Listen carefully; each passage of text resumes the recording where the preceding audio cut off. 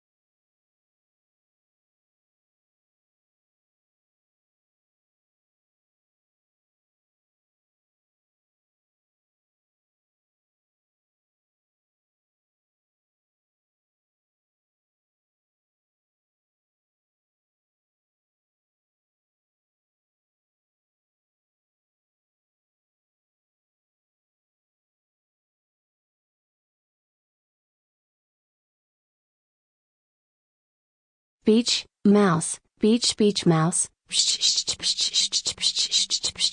beach, mouse, beach, beach, mouse, beach, mouse, beach, beach, mouse, quince up.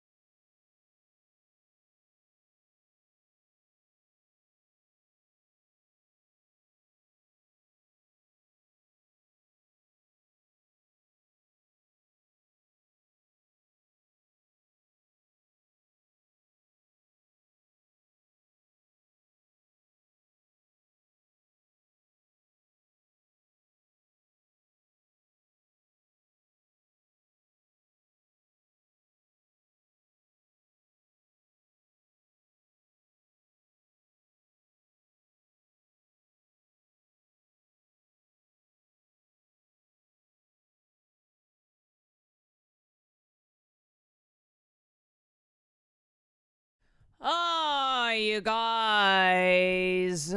Oh my God.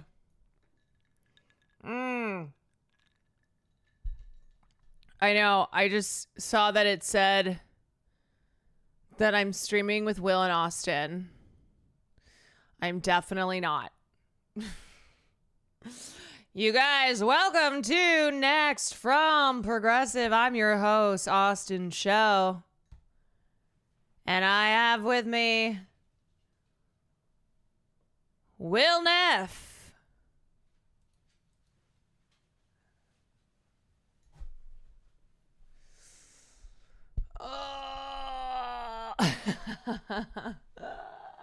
Will, are you ready to do a third progressive stream today? Sir, a third progressive stream has hit the towers.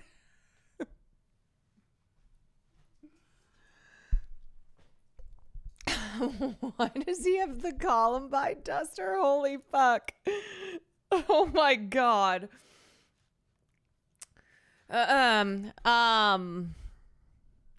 You guys, I am not well, but I am here. Cum omelet will live on forever. Dude. Wubby is so funny. You know what? I'm glad for Wubby being there because it made it entertaining. Quinn vibe. Yeah, if you missed the cum omelet, well, it's the only kind of omelet that you should be having. Mars Overdrive, thank you for the 11 months. Other GW, thank you for the 24 months. Crumpets, thank you for the 29 months. Low Brian, thank you for the 13 months. Smartman, thank you for the 3 months. Sako, thank you for the 21 months. Juggling Doe, thank you for the 11. Dini, thank you for the 32 months. Ozempic Wario, thank you for the prime. Yeah. If we attend 3 next streams, do we get free car insurance by Progressive? You know what? What the hell? Sure. What the hell? Sure. No, I'm dying because I slept for 3 hours. I woke up at 6:30. I had to be makeup and hair ready on set by 8. We did 2 shows. I got home. I took a death nap. Like, it wasn't even a nap that I ended stream together. You might need to refresh. It wasn't even a nap that like I intended on taking. I just like died. You know those death naps, and then you wake up, you're like, where am I? Your mouth is so dry. Your hair is like, you're so sweaty. Your hair is everywhere. You're like, where am I? What year is it? Yeah.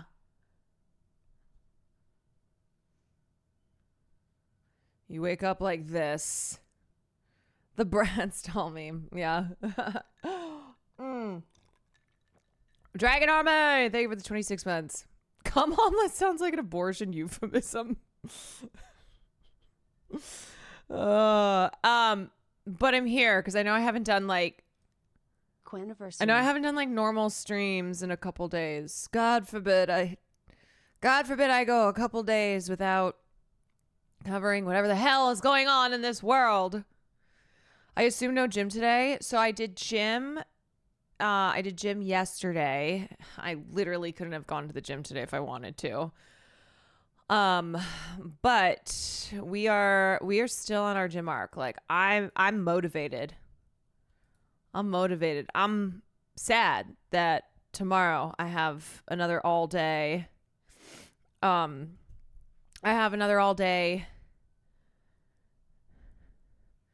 Thing because I just want to go to the gym. Who am I? Oh, this was wild.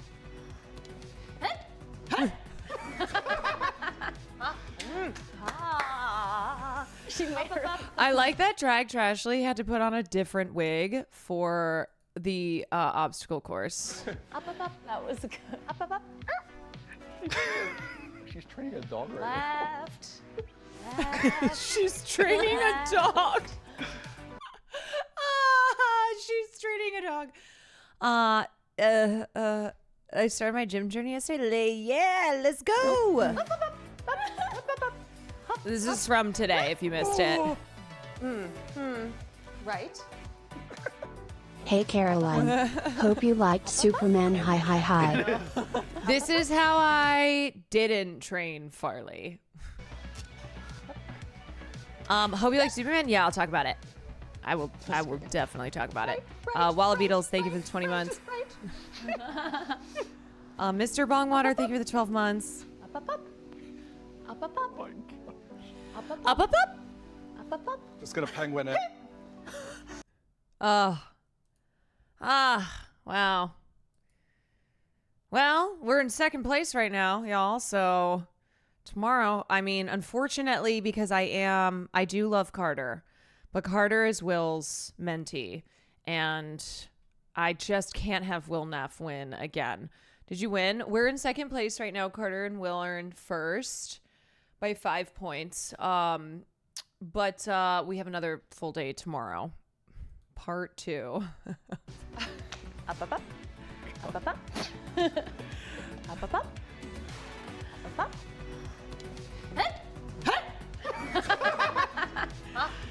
It's so silly. She made her up.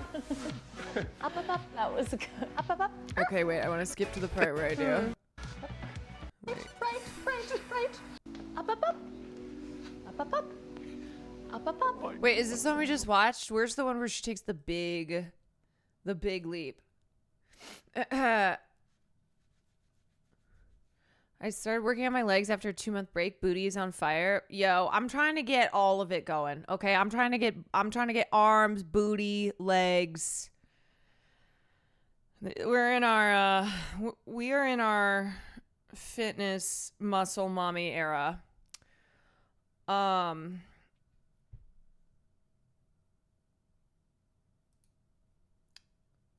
I've only been doing cardio at the gym. Okay, so I worked with a trainer on Monday. Here's what he told me. He said, when you strength train, you burn calories all day versus like when you just do cardio, you're not burning calories all day like you do with strength training. So it's actually like you should strength train for a lot of reasons. But one is that like if you're wanting to burn calories, well, if you want to burn calories all day, have strength training in your routine. So it's good just to, be strong and like, work out all the parts of your body that you use when you do cardio too. Yeah, because you're building muscle and it like burns fat and all that jazz. Your outfit's late. Thanks. This is a short clip from this weekend. Wait, what was this?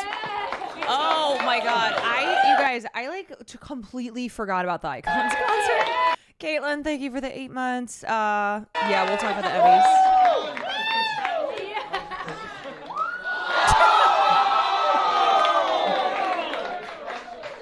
Wow.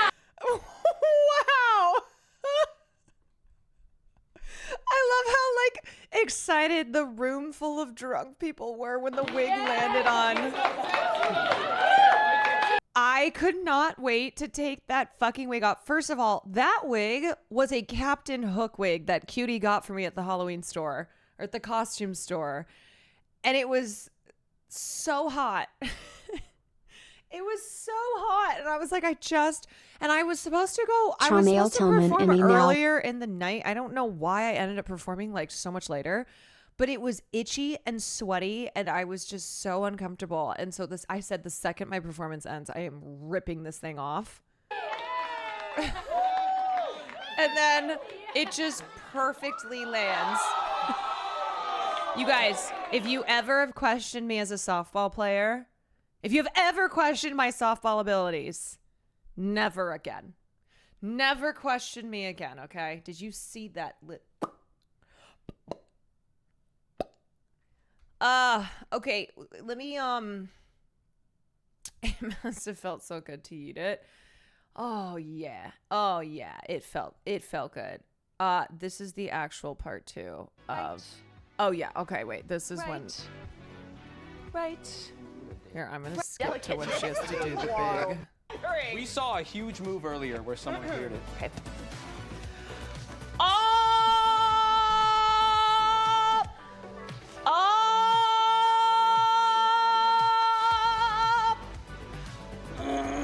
Up! That's it. That's it. Wow. Yes! That was quite a show. And then Incredible. Will Naff totally ripped my shit, okay? He saw the strategy and was like, yeah, I'm going to do that. All right. I haven't seen you guys in a couple days, so let me go back. This weekend. Okay, I saw Superman, which I can talk about. And then Sunday was the Icons concert, and it was great. We raised almost $80,000 for charity, so thank you. Wait, Will's clip went viral on the wrong page. Oh, wait, will you link that? Excuse me. So it was really fun. I got there at 4:00 because we were told to get there at 4. The concert was supposed to start at 4:30. People got there at like 5:15. So that is the last time that I get to a place on time.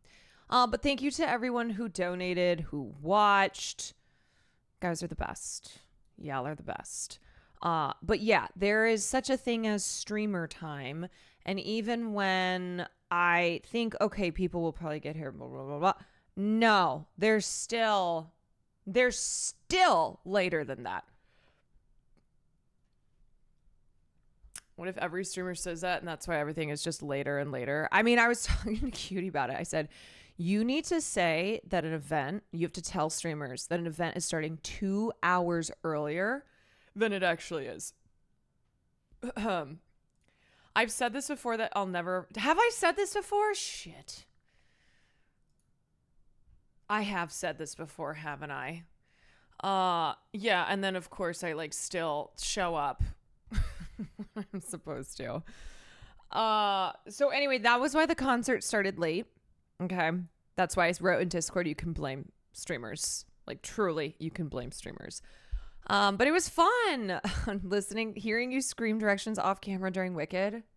I talked to Vanilla Mace afterwards and she was like, I think that was as bad as when we did it at Ludwig's birthday. I go, actually, it was better, but that's because you guys only sang correctly 1/8 of the song when you did it at Ludwig's birthday. So, Bar was down here. She goes, okay, I'm going to actually learn the song. I was like, yeah, because our goal is you're doing it on Broadway. That's what we're going to get to. All right. We're getting you to Broadway. So we are going to work this number.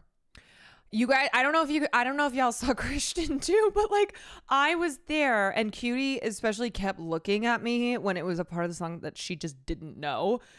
And I was trying to direct him through it. And then Christian, it's truly, as theater kids, we could not help but to be off on the side, trying to get them through the number. Yeah. I was very much so a stage mother too for Tina Kitten. Well, one, because she told me she was really nervous. She agreed to perform because it was charity, but she was really nervous, and so she had a bunch of drinks. So I went backstage before she was supposed to go, and I was like, okay, let's run through your song. You've had some drinks, that's okay, but let's go through the song. She didn't put her contacts in. For some reason, she decided, I'm not going to wear my contacts because she didn't want to be able to see people. So she couldn't see the words, multiple points. She was still, Tina Kitten's perfect. She truly is just an angel.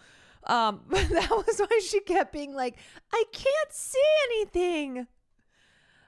I can't see, because she literally could not see because she didn't put her contacts in. I was like, okay, next time we're going to wear our contacts. All right. Because what happens is we get on stage, we forget all the words. All right. It happens to professionals. You get on stage, even if it's a song, you know, backwards and forwards, you get nervous or you're drunk or combination of a bunch of different factors, and you just will forget the words. I said, so that's why you're gonna wear your contacts next time. I try, I'll never know. Too long I've been afraid of losing. But I've lost. Well, if that's love, it comes at much too high a cost. Okay, I couldn't tell how much you could actually. I wasn't sure if you could see me on the camera because I was trying to like be more on the side, but then they could not. Like straight up, look at them. Look them looking. Never know. Too long I've been afraid of losing. But I've lost. Well, if that's love, it comes at much too high a cost.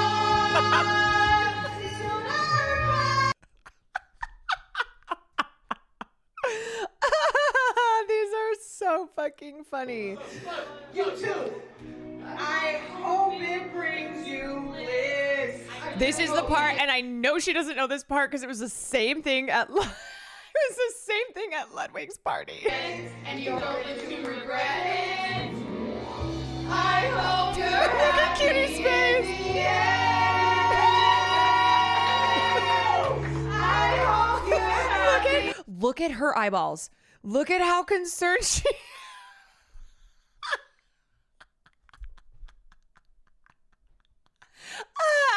She's so concerned. She looks terrified. I hope you're happy in the end.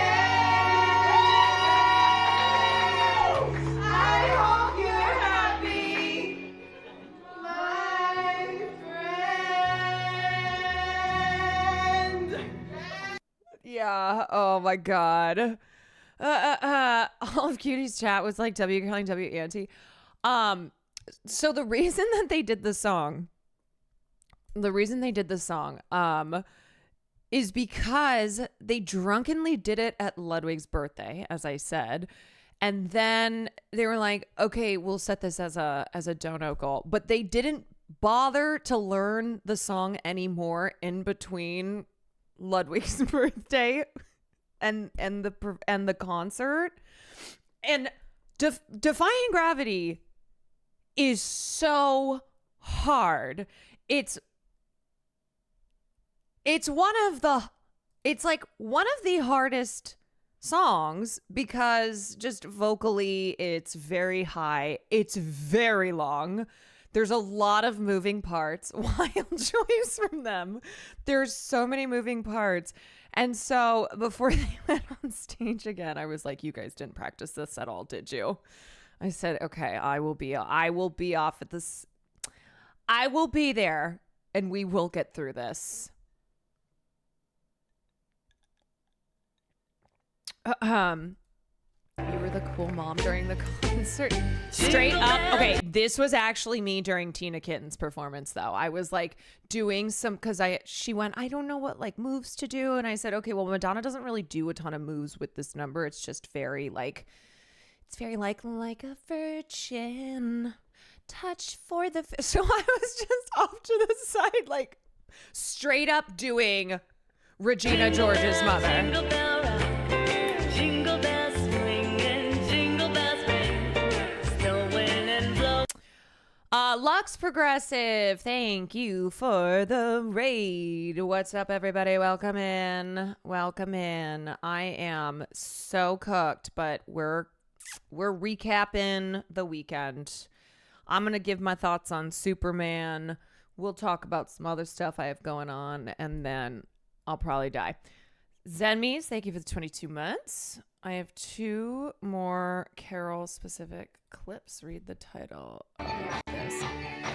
The gravitational pull of a microphone on stage summoning Carol. Okay, can I just say something for the record, too? I know you guys in this community, you know me, okay, and like whatever. I just need to state for anyone who's like, oh my God, she's so annoying. People, every time I have my camera over here and someone subscribes with Prime, it's just Jeff Bezos' face over mine. Cutie wanted people to sing this song together, but people like don't know how to, they just don't know how to go, right? They don't know how to go. So I'm the one. I will always be the one. All right. I will totally always be that person that's like, let's everyone get your ass up on stage. Let's go. Like even still when we went on stage, I was beckoning people. I was backing them up. I'm like, get on stage right now. Okay. Get up here. We're all doing this final number. When Maya said, everyone please sing along, and it was silent, I know. And like, I was off to the side because I knew she was nervous. And I told her, whenever you feel nervous, just look at me. Just look at me. Just sing to me. And I don't even really know that Billie Eilish song, but I was like mouthing the words and pretending that I did. But yeah, it was, I know she was like, please sing along. But it's not really one of those songs that like you necessarily, until you get to the end and, you know, it picks up a little bit. Because it's such a soft, you know, it's Billie Eilish. So, and Maya has such a beautiful voice and like her voice works so well with Billie.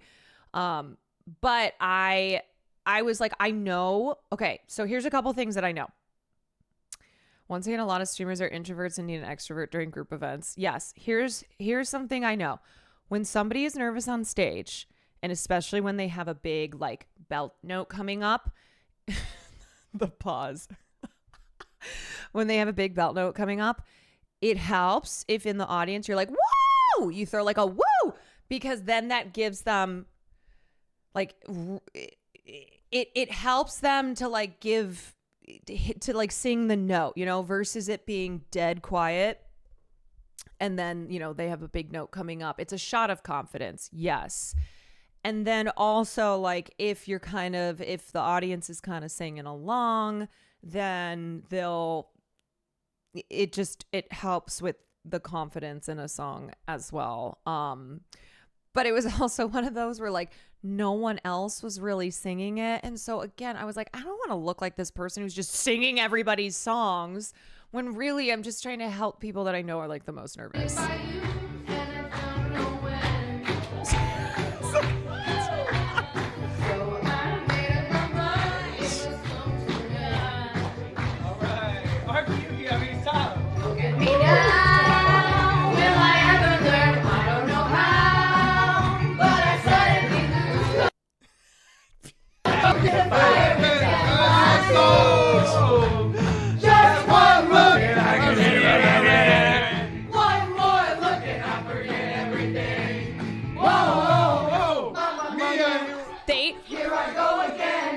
God love those boys. They did not know that song. So I went over there too and I was like singing it with them. Mama, how could I resist you?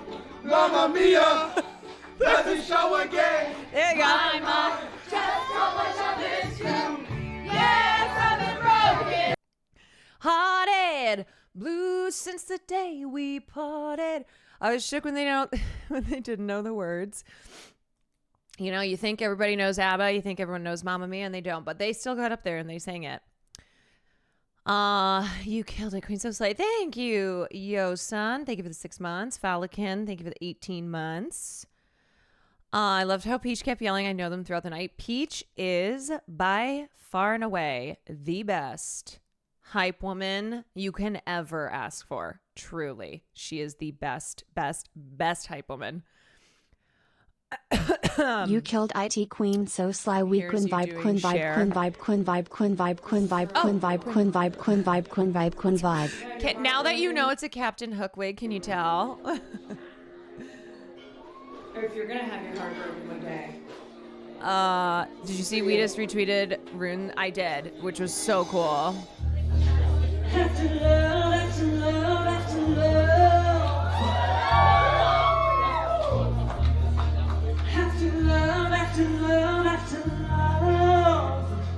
I like that you cannot hear the music. No matter how I try, you pushing me aside and I can't break through. There's no talking to you. It's so sad that you're leaving. Takes time to believe. So I heard that the audio was a lot better on people's streams who didn't have the official stream. That like if you just were streaming with your phone, the audio was better. But after all is said and done, you're gonna be the lonely one. No. Do you believe in life after love? Have we watched the final wig throw? Oh, we watched the final wig throw. We did. I think I accidentally sent the wrong believe. Because I think it was lower. Because when I started singing, I was like, this feels really low. Y'all looked like you were having so much fun. On my other screen, Will was fighting desperately for his life against the backyard baseball port. Yeah, I got home and he's like, I ate 7 hot dogs. I went, oh. So many fucking people were like, where's Will? To the point that I just went, I am not my boyfriend's keeper. I am not my boyfriend's keeper. Every time he doesn't come to an event, I get it. People be like, oh, where's Will? Right? Like, you know, that makes sense. And I'm just like, he's not here. Who? Are you doing a Chicago duet with Carol next year? Oh my God, that would be so. Oh, I didn't even think about that. I said to myself they should have given her a higher octave. Honestly, it probably was good though there was a lower octave because Cher, like trying to sing as Cher, she sings so in the back of her throat. Like it's very like no matter how hard I try. It's all back here, which is harder when you go higher. I don't know how the fuck Cher does it. Do you believe in life after love? Like she's such a back of the throat singer. I can feel something inside me say. I thought your lower voice was so good. Thanks. Also, Will tried to like tell me how before I went to the concert, he was like trying to direct me on how to sing as Cher, and I said, no thanks. There are certain things that I'll just stop him, and I'm like, yeah, I don't think so. Thanks, but no thanks. Did you hear who I assume is? Ooh, oh, sorry, everyone.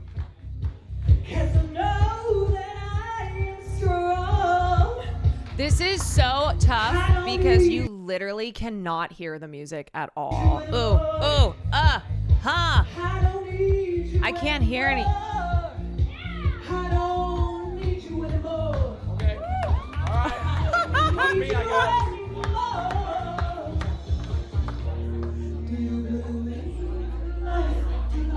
I can't hear anything. I can feel something inside me saying, I really don't think you're strong enough. It's giving split audio Caroline singing clip. See, wait, okay. Why did the music suddenly just get so loud? Wait, you guys, could you hear everyone talking? Oh my God. Because here's what happened. The longer it went on, the more that people drank, the more people were just talking. And then I think Maya at one point said something like, hey, because I had pulled up chat and I saw you guys in my chat saying like, Madge, I wish I could hear Jarvis singing. I'm like, oh shit, is the audio like fucked up? No. Just, it's not, well, yes, it was, but it was that it was picking up all the other sounds. I think the speakers were only working on one side.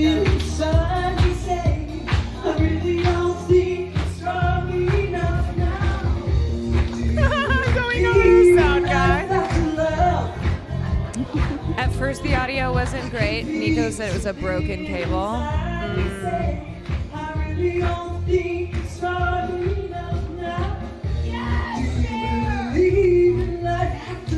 How the fuck did I forget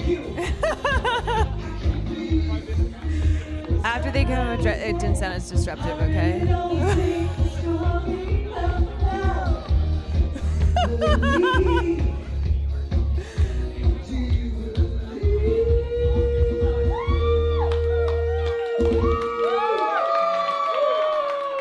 Okay, wait. People with headphones said it was only coming out of one side. All right. Well, you know what? It is what it is. It is what it is. Not a Caroline performance without flirting with Peach. Ain't that true? Ain't that the truth? I remember someone making a comment to them. It was Maya. Yeah, I know. Especially like Jarvis was he was so good. He did such a good job.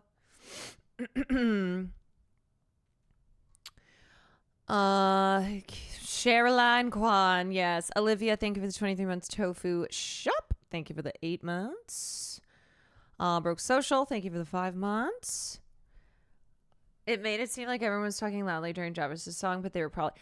Yeah, I mean, I think people... It's not like people were not watching and like not, cheering on and whatnot. Yeah. But I think it was Kwan, just... ladies and gentlemen, it was just how it went.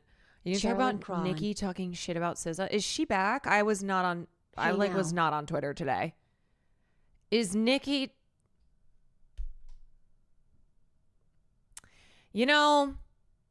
She's kind of giving Azalea Banks as far as she cannot stop getting into beef with like every single person. Also, leave SZA alone. Do I have to tweet at Nicki Minaj again?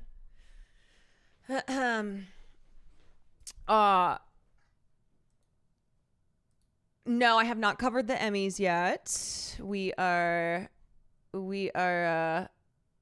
just I'm just still kind of like recapping and saying hi to everyone. We'll do Emmys nominations in a little bit. Nicki and Beyonce stans are going at it. It's one of those things too where like Nicki, I have no sympathy. Okay, you bring hell upon yourself. You do this to yourself. Let's see what she said. Go draw your freckles back on, Bookie. Hashtag justice for Demori. Hashtag deposition Perez. Liar, liar, pants on fire. Sounding like a fucking dead dog. And SZA just responds, I don't give a fuck about none of that weird shit you poppin'. Wait, so what? Okay. What the fuck? The thing is, too, is Nicki's always in beef. It's genuinely like, oh, what is it today? What's the... She's roasting SZA's singing skills. Okay.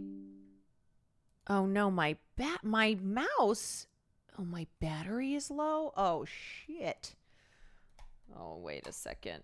Hold on. I was like, that's why it's being all funky.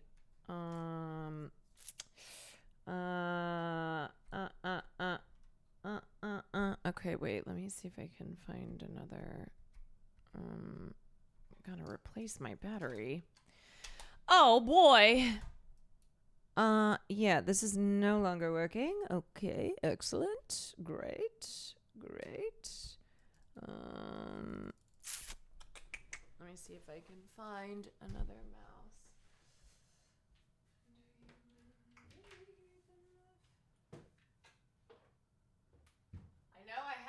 I know I just had one.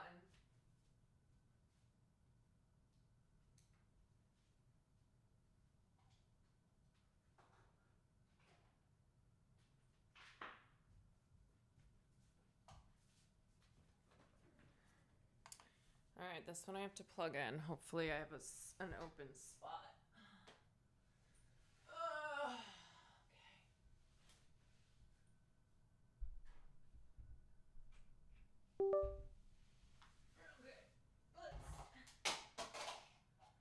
Let's see if this works. Okay, that works, but it's really slow. Wait.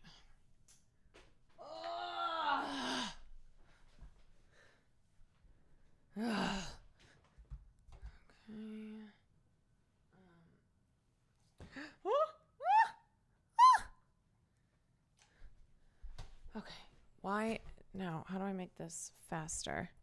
Speed up. Oh my God. Oh my God. This is like the shittiest mouse in the world and it's moving. Look at how slow this is.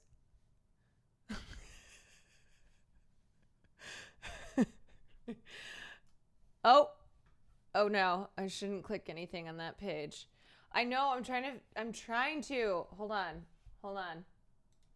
Okay. Wait. Mouse settings. Mouse pointer speed. Okay, there we go. That's better. That's better. Yeah. I can't believe I'm doing tech on the go. Okay.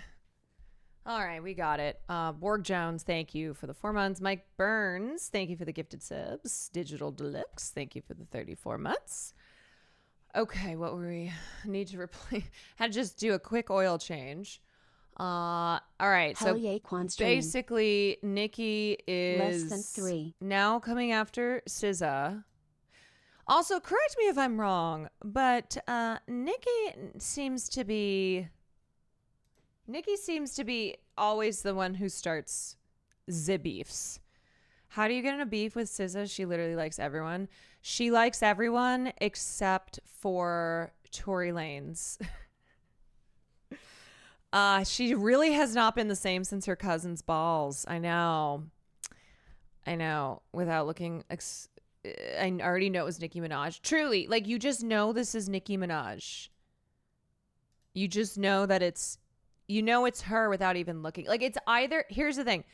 It's either her or like Azalea Banks, but Azalea, everyone's just kind of over at this point, once she just went full like psycho Zionist. And also Azalea is not as famous as Nicki. So like the Nicki beefs will blow up because of the stand-ums. Azalea Banks doesn't have a fan base and stands the way that Nicki does. Azalea loves to cause drama too, though. Yeah, I know. Meanwhile, mind you, SZA always talking about astrology. Yeah, like she is always talking about astrology. She said Mercury retrograde, don't take the bait, LOL, silly goose. And she's always tweeting about Mercury in retrograde. Why is she just, and here's the thing too, look at this ratio. Oh my God. We had 2 crazy ratios this weekend. All right. We had Andrew Cuomo, who, did I not call it after Andrew Cuomo conceded the race? And I was like, you guys, I'm sure he'll run again. Okay. I'm sure there's like some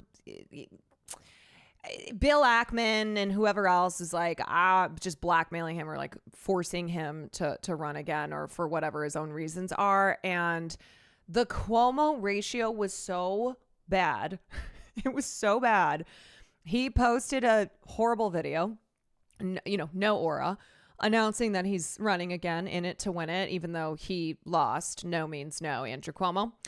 And Zoran commented a link to his website, like his donation page, and ratioed the shit out of Andrew Cuomo, mocked him so hard. And now we have here SZA with 131,000 likes.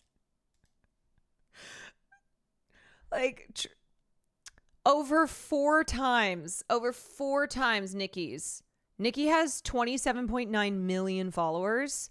SZA has 8.7 million. So that will show you that, like, yes, Nicki has her stans. She has insane stans.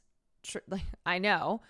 But she is such a goof. Like, people just really cannot stand Nicki, that you end up with a ratio like this. And people love SZA.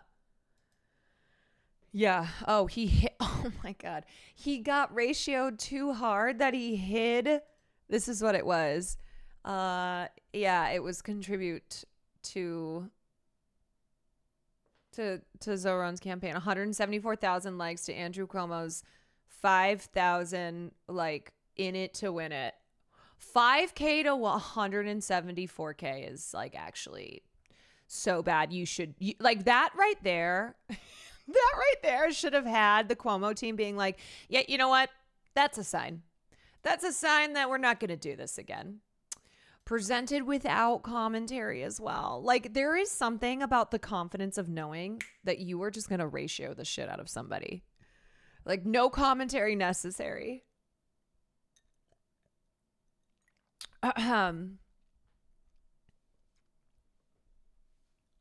People don't take Nikki seriously anymore. Yeah, I mean, Nikki also, surrounding herself by pedophiles and sex criminals.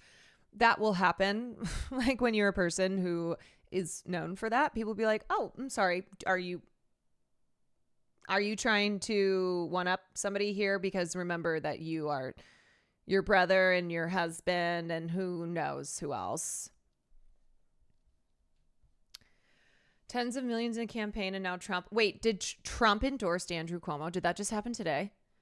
Did you see Cuomo saying if he's not ahead, he'll drop out and wants Adams and Silva to do the same? The centrist are just openly collabing with the right now.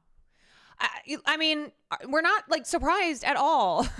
The establishment, the Democratic establishment has been saying the same things that the right has been saying about Zohran Mamdani. It's truly like the handshake meme. Right wing ecosystem, media system, Democratic establishment being so racist, coming together to try and defeat a popular progressive.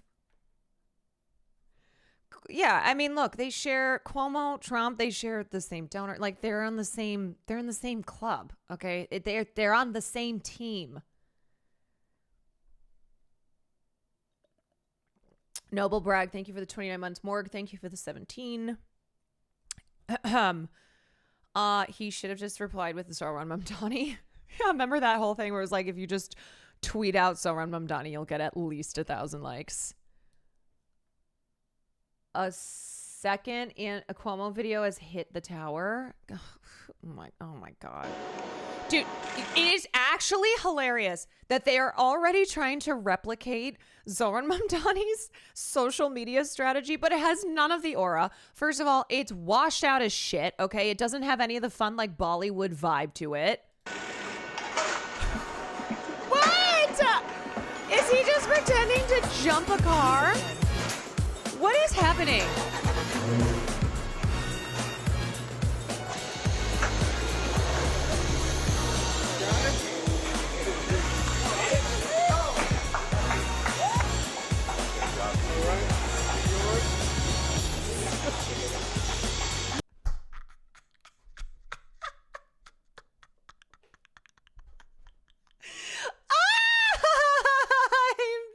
I feel so slap silly right now because I'm tired. This is insanely bad. It is so bad.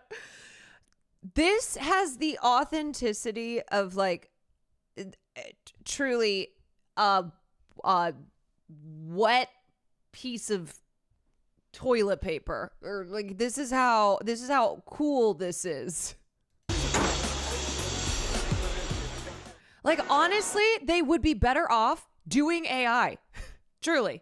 They would be better off doing AI videos compared to this.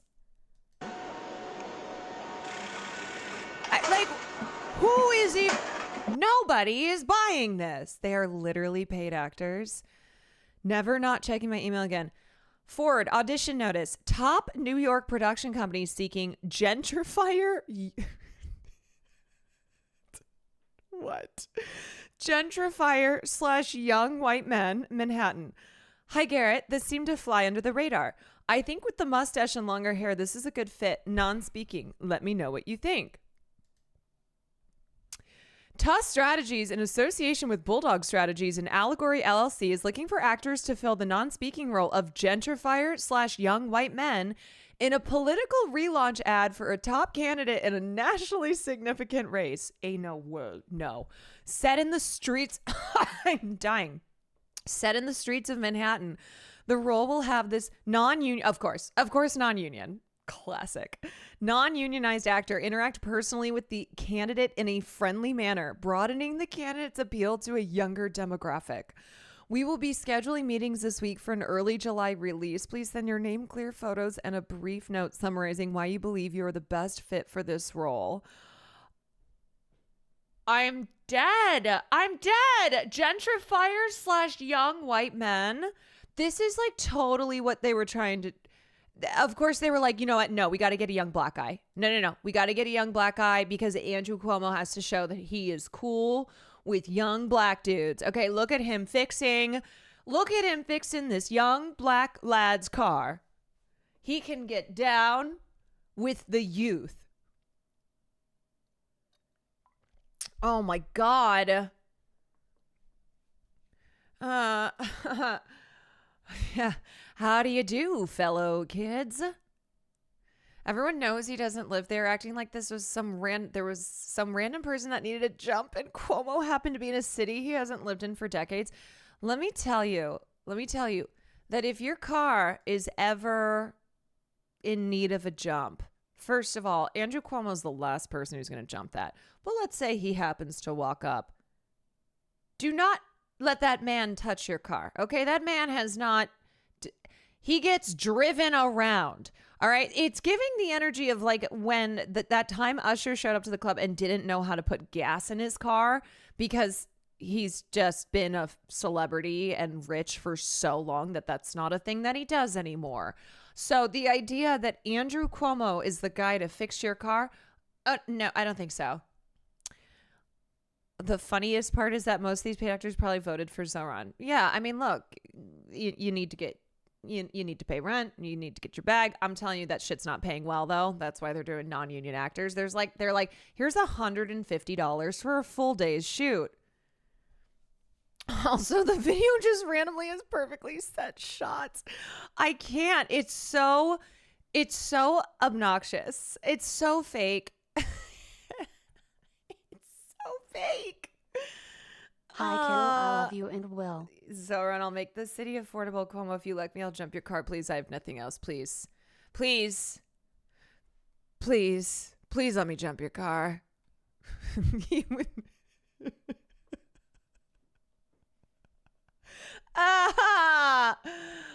Yeah. Also, if you're a woman and you're in your car and something's wrong with it, and Andrew Cuomo walks up, get that thing going as fast as you can so you can run his ass over. Okay, you do not want that man near you. You want to jump that car yourself so you can just beep.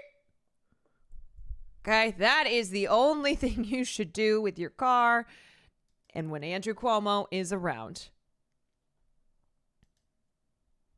You have to watch the... Okay, we'll watch this. We'll watch this. And unless you've been living under a rock, you probably know that the Democratic primary did not go the way I had hoped. To the 440,000 New Yorkers who voted for me, a sincere thank you. Hoped. To the 400...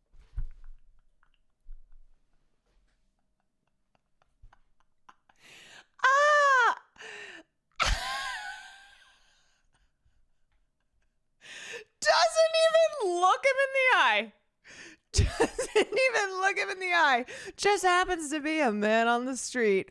Also a black guy again. 140,000 New Yorkers who voted for me. Literally does not look at him. I'm dying. Sincere thank you. Thank you for believing in me, in my agenda, and in my experience. And I am truly that guy actually probably voted sorry that I let you down.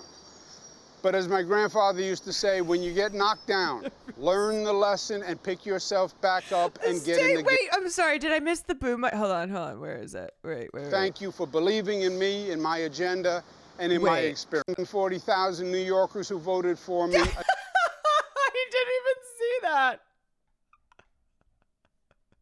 Oh, the boom mic in the upper right corner. Oh my God.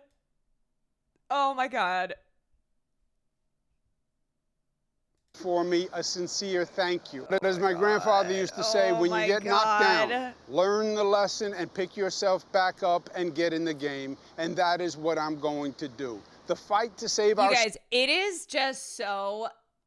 It makes me want to scream. And of course, we predicted all these things. None of these things are surprising. That here they are doing everything they can to make sure someone like Zelron himself, but also just candidates like Zelron do not win elections, while also trying to rip their shit, but doing so in the worst way possible. It truly is like, it's giving horrible remake, okay? It's giving like, why did we get a remake of Psycho when the original Psycho is perfect? Like, why are you, just don't even try, okay? City isn't over. Only 13% of New Yorkers voted in the June primary. The general election is in November, and I am in it to win it. Oh my God, every word that comes out of his mouth sounds so inauthentic. I am in it to win it. Thank you, New York. I need you to come out and vote for me again, 'cause this time I'm in it to win it. Like, at least he can read a teleprompter, I guess, if we're going off of, I don't know, other Democrats' inability to read teleprompters, aka Joe Biden. Like, wow, okay, I guess he's got that going for him, that he can literally read the words off the teleprompter. Mr. Mondani offers slick slogans, but no real solutions. We need a city with lower rent, safer streets, where buying your first home is once again possible, where childcare won't bankrupt you. That's the New York. What is he showing him, like the Grok AI companion? He's like, whoa, that looks pretty cool. I'm gonna get me some of that. Once again possible, Oh, where how do I get childcare that? won't bankrupt you. That's the New York City we know. That's the one that is still possible. You haven't given up on it, and you deserve a mayor with the experience and ideas to make it happen again. Yeah, and the child, guts keep him away. to take on anyone who stands in the way. Every day I'm going to be hitting the street. Andrew Cuomo is just making sure everyone knows that, remember, he's just Italian. It's not that he sexually harassed all of these women. It's that he's Italian and he touches everybody, as you can see. Hello, here's a reminder. Andrew Cuomo, if you're a person, he'll touch you. Streets meeting you where you are, to hear the good and the Not bad. a pervert, I'm just problems Italian. and solutions. Because for the next few months, it's my responsibility to earn your vote. So let's do this. I'll see you out there. It is amazing, like so many of these examples of paid actors in his, like, he doesn't even look at people. The bad, problems and solutions. Because He for like the next barely, you can tell he's like not at all trying to connect, even fake connect. Like he can't even fake connect at all. Ahem. Yeah, his entire campaign was him avoiding people in press, but now he's like, let's hit the streets where you are, New York. I'm out in the streets, walking the streets, because I'm in the streets, and you're in the streets, and I'm here to walk in the streets with you. We outside. Kango Guns, thank you for the 11 months. Spoketty, thank you for the 15 months. Hey, Larger, thank you for the 17 months. Super Duper, thank you. Noble Bragg, thank you for the 29. He is for the streets, everyone. For the streets. In New York, concrete jungle where dreams are made of. Hot girls for Zoran, hit him with the SpongeBob meme. How many times do we have to teach you this lesson, old man? I love the young people. Hey, old man. How many times do we have to teach you this lesson, old? Oh my God. I mean, it's like, you know what? I want all these Democratic strategists who have just lined their pockets, make so much money, you know, just ripping from progressive campaigns. I want them all to be out of a job. They should not be able to have work anymore. Okay? They should be, you know, it's like they spend all this money and they produce what amounts to just bad plagiarism, and their candidates lose. It's time to go. The girls are fighting. Who are the girls this time? Oh, okay. You know, it is hard to say, though, that Cuomo is running the worst campaign when you have Eric Adams. Eric Adams, who he's like a Martian, and not in a cool way. Not like a cool, you know, alien way. Just he's everything he tweets out or whatever it is, tweets out on his campaign. He's so dumb. I think that's really what it is. Like, I think he's just so stupid. Mayor Eric Adams calls Andrew Cuomo a double-digit loser. I really know Cuomo. I keep telling everyone I have a master's in public administration, but a PhD in Andrew. Andrew is a double-digit. He says stuff like that, and you're like, no, man, that you have a PhD in Andrew? Loser in the primary.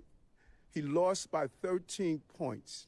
He had his opportunity. He spent $25 million to get his message out.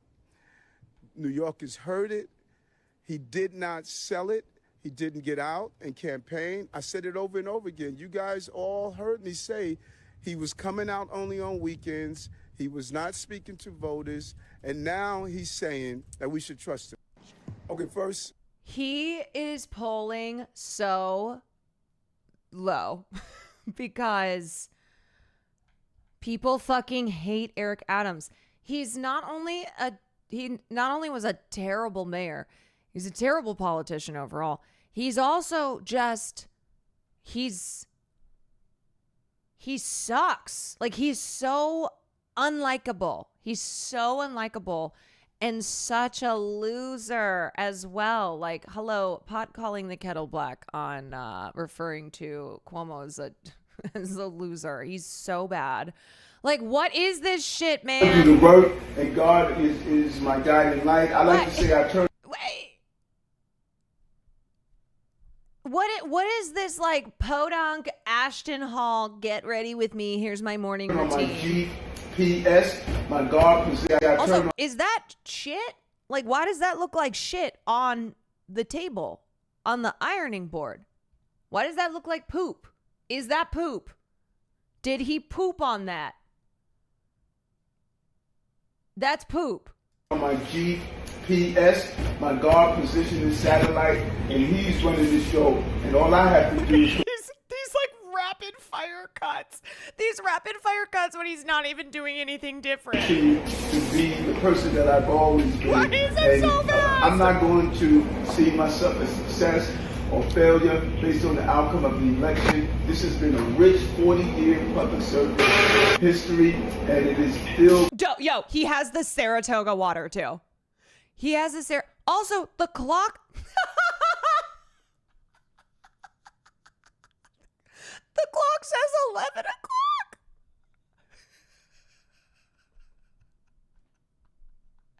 Oh my God. These people are such a fucking joke. Honestly, if they didn't have power, if this was not representative of the Democratic establishment, it would be like all the funnier. But the fact that this is like the power in New York. Okay, this is who like Democrats go. Yep, nope, we'd rather have these guys. With ups and downs, but mostly the happiness. And I'm proud to serve the city and live up to what I stated I wanted to do. Why is the clock different than the time? I became mayor. God will be done. You know, if God did for me. Hi, I'm Eric Adams. Get ready with me. To continue to be the. Oh my God. Oh my God. Oh my God. Can he have a mic? Why does he sound so bad? You know what, y'all? Okay, if you ever were like, man, I wish I could make content, but I just don't know if I'm good enough, or there's just a lot of people who do it.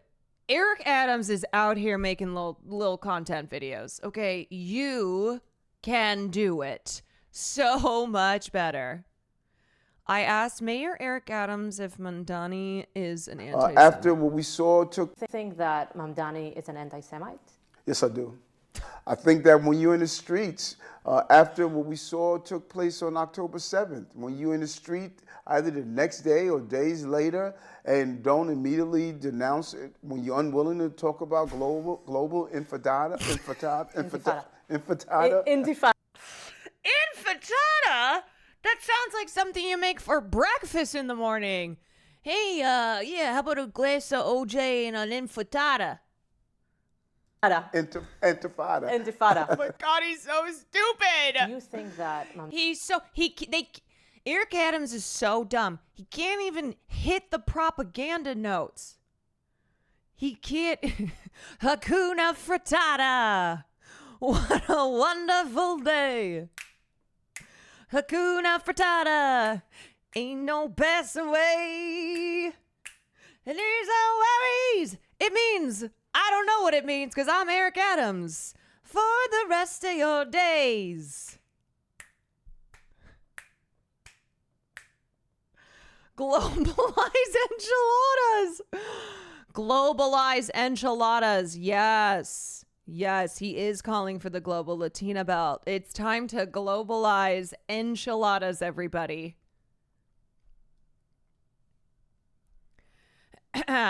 Again, Eric Adams did a Sneeko stream. Why is no one talking about him butting up with a Nazi? Is he so shit no one cares? It's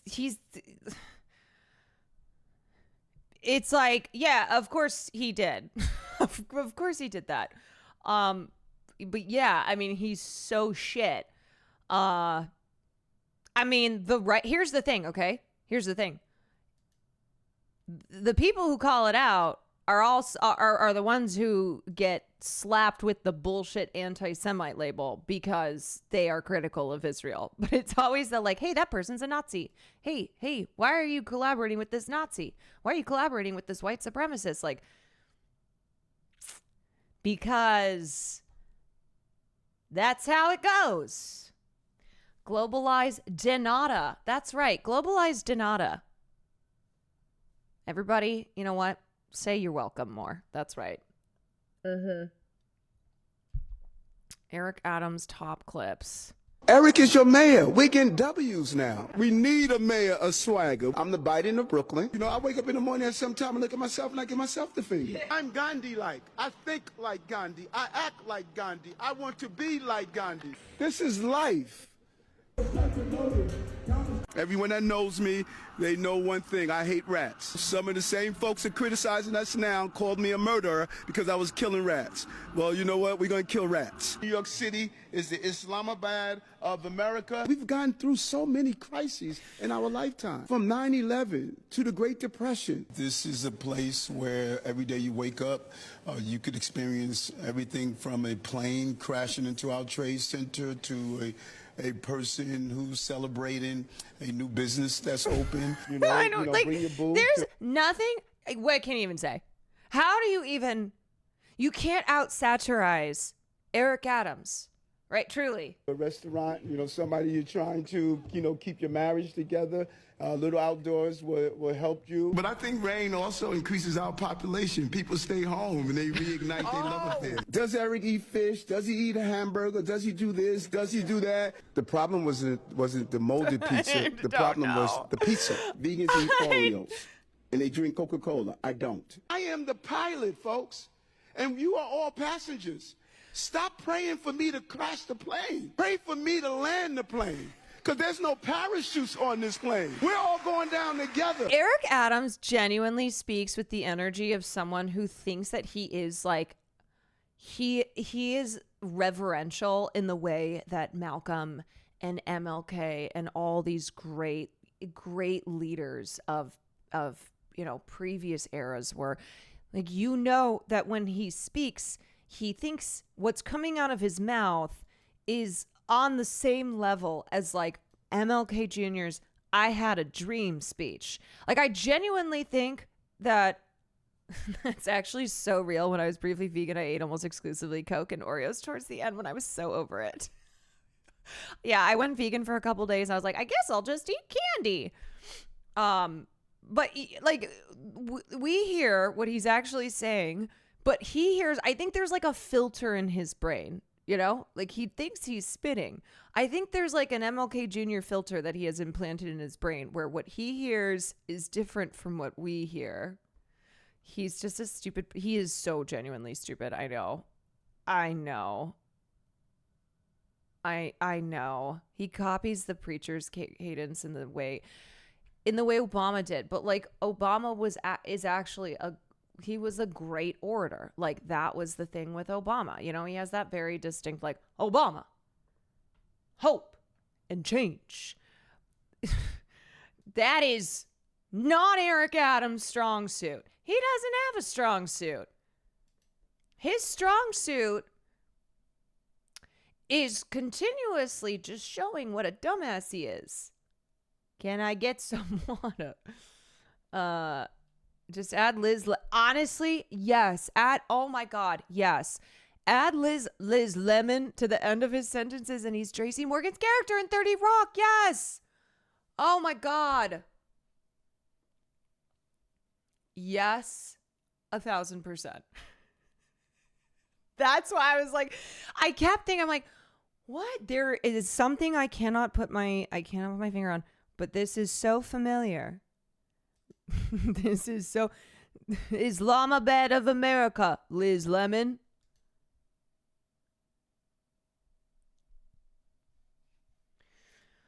Oh, Lord. All right. Oh, Jesus.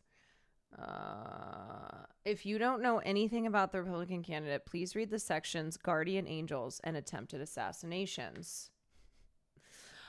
Ha, ha, ha, ha, ha, ha. So, okay, these are who we have. We've gone through, of course, Andrew Cuomo. We've looked at Eric Adams. And then we have Curtis Sliwa. And of course, this is one of the first things you see. Adams must drop out. Curtis Jojo Siwa, set Jojo Siwa's father, is the only NYC candidate who can beat Mamdani. This is in the Hill. Okay. Guardian Angels. In May of 1977, Jojo Siwa created the Magnificent 13, a civilian group dedicated to combating violence and crime on the New York City subway. At the time, the city was experiencing a crime wave. The Magnificent 13 grew and was renamed the Guardian Angels in 1979. The group's actions drew strong reactions, both positive and negative. Most of the Guardian Angels members were either black or Hispanic. Unarmed, the groups required members to train in karate and learn the legal requirements for citizens' arrest for all members before they were to be deployed. Everybody was kung fu fighting. Sliwa's red beret is a component of the Guardian Angels uniform. In 1981, then Mayor Ed Koch, a critic of Sliwa and the organization, launched an investigation to the Guardian Angels, which, according to the Washington Post, proved so positive that the Guardian Angels will soon be awarded some sort of official status.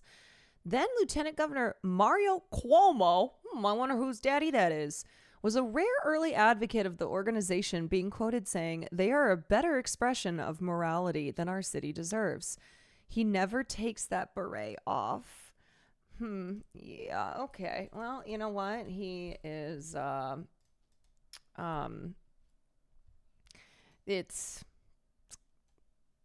is Tim Pool coated. Yeah, it's a look.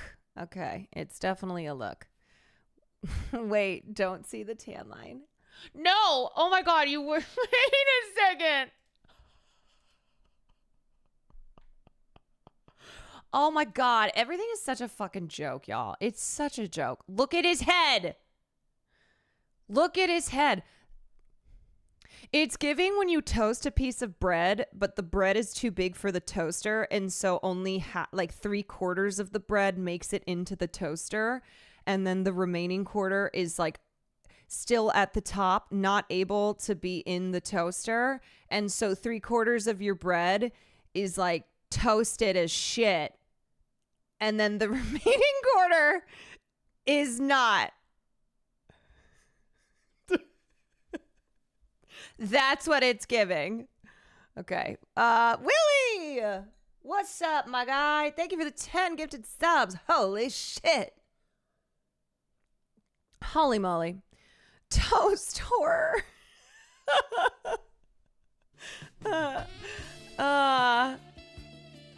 Okay. All right. So, in 1992, that was the year I was born, Sliwa admitted that he and the Guardian Angels faked heroic subway rescues for publicity. He also admitted to having claimed falsely that 3 off-duty transit police officers had kidnapped him. So he's a drama. He's a drama king. He's like doing theater out here. Sliwa explained at the time that his stunts were intended to underscore the dangers of the subways. When the Guardian Angels first began patrolling the streets and subways, New York City was experiencing some of its highest crime rates. So wait. If New York is experiencing its highest crime rates, if there's crime everywhere, if it's really that bad, why did you have to stage this? Why did you have to I'm going to fake this to show you how bad crime is when all this crime is happening? When there's so much crime everywhere, when the subways are so dangerous that you have to stage crime happening to show how dangerous the real crime is. Yeah, I lied, but it says a lot that anyone believed me. Man, it does kind of feel like, I know people fake shit all the time now. Now you've got AI and you can, that's a whole thing. But you have to remember too, like the era pre-internet, people were absolutely getting away with whatever the hell they wanted to get away with. This shit was so much easier because, no fun. Everybody living in the moment of Curtis Sliwa stopping very real crime, not a cell phone in sight. So random, Donnie, kidnap me. You can't vote for him. He probably is already cooking that idea up. That's probably in the that's in the toaster. 3/4 toasted. Okay, so he explained that in the early 1980s, he expanded operations to Buffalo and was often critical of local police policies and practices where it's like, okay, fair, sure, but also what's up with the stunts? One incident involved Guardian Angels member Frank Melvin, who was fatally shot by a Newark police officer in 1981 after an officer claimed they mistook his unzipping of his jacket to display his Guardian Angels emblem as a threat. Like, yeah, that's real shit. That's fucking real. Sliwa claimed that the killing of Melvin, an African-American, was racially motivated, had been done by a white officer who was being protected. Like, brother, see, like, there's actual crime that happens oftentimes by cops, and you're out here like fake doing stunts. You're trying to do like, what is it? Isn't it from Batman Begins where there's like the wannabe Batmans and then the real Batman shows up and is basically like, go home, nerds. What are you doing? What are you doing? Is that Dark? Oh, that's Dark Knight. Yeah. Okay, but why was he in Newark? Because I don't know. The operations have expanded. On June, an Essex County grand jury cleared both officers of charges related to Melvin's death. Tell as old as 10.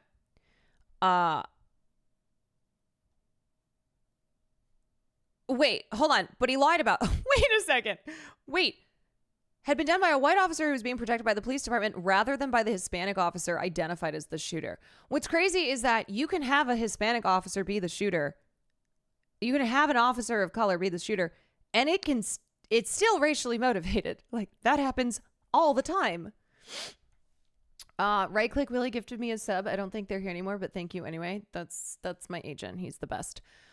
Federal prosecutors eventually charged John. Oh, wait, hold on. Attempted assassination. Sliwa was kidnapped on June 19th, 1992 and shot by 2 gunmen after entering a stolen taxi in Manhattan. The taxi picked up Sliwa near his home in the East Village, and a gunman hiding in the front passenger seat jumped up and fired several shots, hitting him in the groin and legs. Okay, is this giving Fargo? Like, was this a staged kidnapping that everything went wrong. The kidnapping was foiled when Sliwa jumped from the front window of the moving cab and escaped. He underwent surgery for internal injuries and leg wounds. What? A gunman hiding in the passenger seat jumped up and fired several shots, hitting him in the dick? Federal prosecutors eventually charged John Gotti, the son of Gambino crime family leader John Gotti, with attempted murder and a raft of other charges. Prosecutors claimed that Gotti was angered by remarks that Sliwa had made about Gotti's father on his radio program. After 3 attempts to try him on September 20th, 2005, 3 separate juries could not agree to convict Gotti on any of the charges brought against him, and the charges were dropped. Jurors later told reporters they believed he had a role in Sliwa's shooting. Prosecutors declined to retry Gotti and dismissed the charges against him. He said he would seek damages in civil court. Michael Yanati, a Gotti associate, was also charged with shooting Sliwa in the incident, but was acquitted. Oh my God. Yeah, so basically this is the New York mayoral race, okay? This is, you know what? He's got to whack him. He's going to be sleeping with the fishes tonight. Yeah, we got to whack him. Are Italians even real? Asking for myself at this point. How dare you do Italian erasure? You're naughty, real Gotti. My God. Okay, so I love this. Who the hell is Curtis Sliwa? Straight up. Like, New York City. Only in New York City, honestly. Like, I know there's a lot of crazy shit that has also happened in cities like Chicago. But New York has these kind of eccentric characters who just have the craziest lore. Where you're like, now this person's running for mayor. Of course. Why not? You know what? It's Zoran he's too normal, essentially. And I think I think all these characters surrounding him they feel like not real people, but unfortunately they are. And Zoran is like just this normal, young, relatable dude going up against like Sopranos wannabes, you know? To be fair to Zoran, he has those rap videos. Yeah, but that's because every 20-something-year-old guy has a rap video.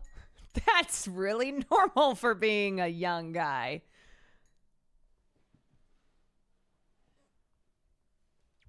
Oh, man. Okay, well, that was a fun little dive into just checking in on the mayoral race. Yeah, things are going great. Buy my mixtape, please.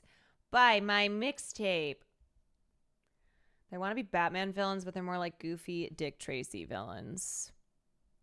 Yeah, just a lot of cartoons. Just a lot of cartoons running around New York City.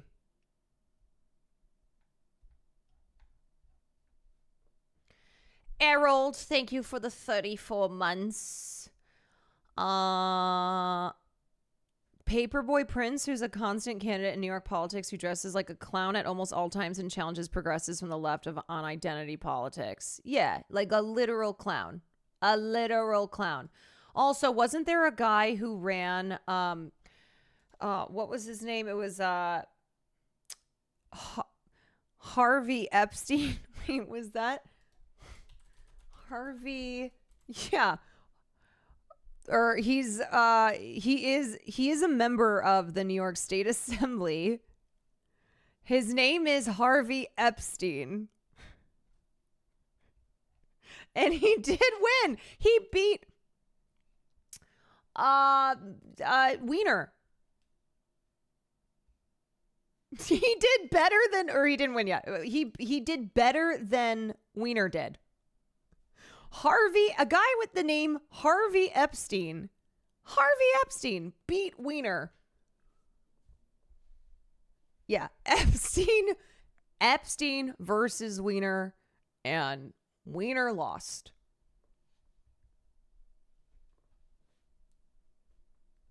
Name wreck ain't everything, I guess, you know? You cannot make this shit up. Yeah. Imagine your options. There were more, there were more candidates in the race, but imagine you're looking at your ballot and it says Anthony Weiner and Harvey Epstein. You're like, well, I guess I'm going with Epstein over Weiner. We gotta wait. One of the better SNL bits of the last year. I don't think I saw it. Is this it? It's true what they. Okay. I have not watched SNL in forever, so have missed the times that there are actually good SNL sketches. Clefariel, thank you for the 5. The reason this sketch works is because Harvey Epstein is a real guy. He's a real politician. Yeah, John's Mulaney is very funny. Why is he giving NoHo Hank from Barry in this? It's just the bald head. It's the bald head. That's what it is. You could be like, hey, he's kind of giving Vin Diesel too. Have you seen this? I did see this. Hold on. I still have not gotten to talking about Batman yet. I did see this. I looked at this and I was like, I remember a time that this would get you off the air. And now this is just normal. Like, this is how things go. This is why the criticism doesn't matter to us when you call us Nazis. Nazi this, Nazi that. I'm beginning to think they don't like us. You know what? I've said this before. We need to learn from the blacks. The way they were able to remove... Oh!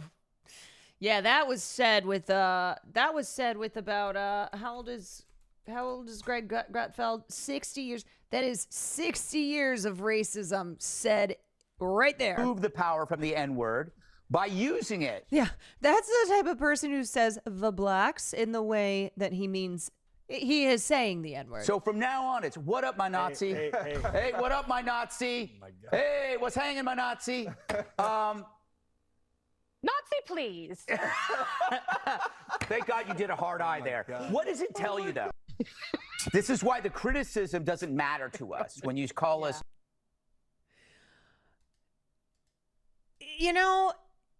It's bad when even like a couple of members of the 5 are chuckling, but it's clearly in a way where it's like, yeah, maybe this is going a little bit too far, but like, this is where we're at. This is what we've created. This is the bed that we have shit in. This is our shit, and we're just gonna swim around in it. Yeah. I mean, I don't know. Like I said, I'm old enough to remember when this kind of stuff would get you in trouble, when you couldn't just say this kind of thing on air and have absolutely no pushback whatsoever. Yeah, please stop saying the quiet part out loud. Like, hey, so I know that we are super racist on television all the time, but maybe we need to just not even dial it back, but just not say that. Has the ADL said anything? Have we received word from the ADL? Are they up in are they putting out a twit longer on the 5s on this clip? Anything or no? No. Are they too focused on what's happening with Superman? As a person with Polish parents, this shit actually makes me question if you guys across the ocean are even real. This is stuff out of Boondocks. Yes, when real life becomes satire, like so much, when real life is the Onion, you know, when it is truly idiocracy, when things have blended so much that you just go, yeah, I guess this is where we're at. This is where we are. We are fully in it. Oh, yeah. Okay. Let's watch this Will Neff clip. Actually, I'm going to go grab some water and then we'll watch this Will Neff clip.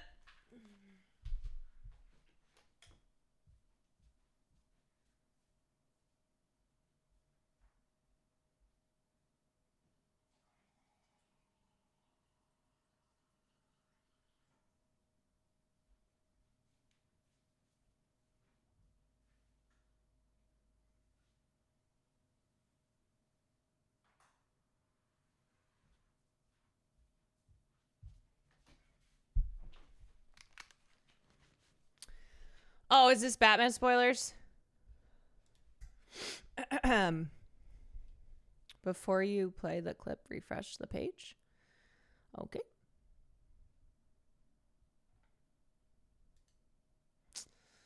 This has 25,000 likes? Oh, no. Oh, no. Wait, what do I keep saying? I've said Batman. Oh, you guys, I'm cooked. I told you. My brain is so cooked.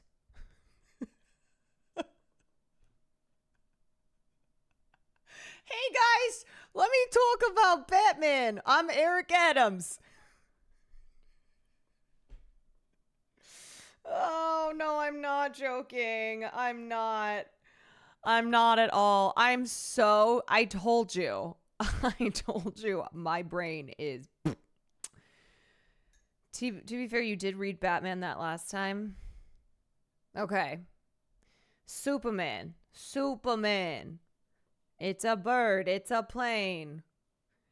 This is what I did in my workout on Monday. With 5-pound weights. It's Superman. All right, so here's the tweet from Batar Worldwide, which is just straight up a terrorist group, okay? If you don't know Batar, they are straight up terrorists. I am a man boiling with rage.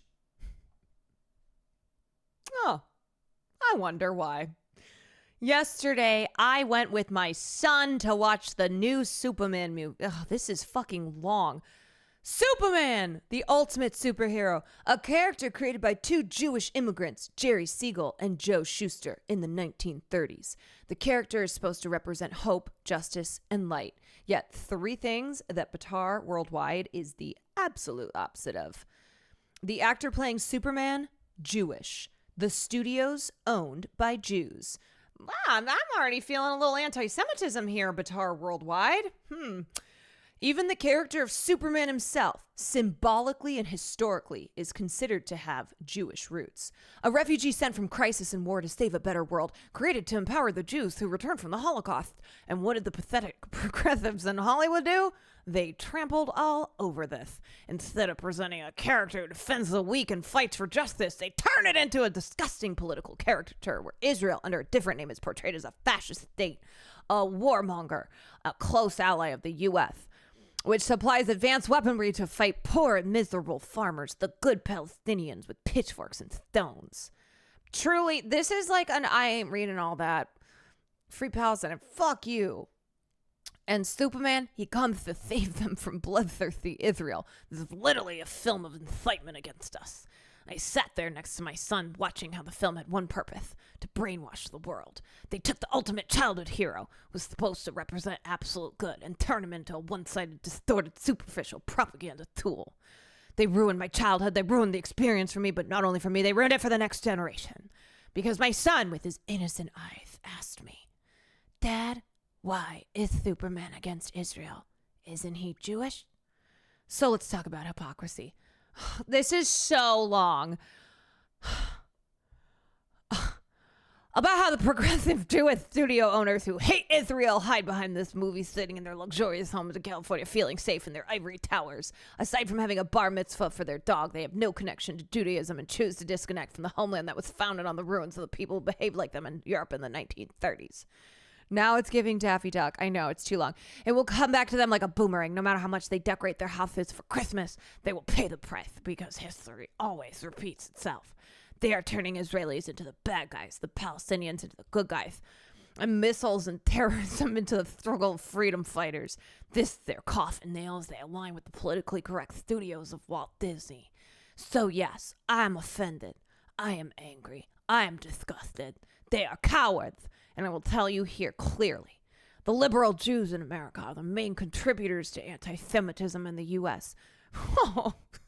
They and the push for progressivism in America, the takeover of communication, financial power, the use of tools to brainwash our children in order to spread your distorted nonsense.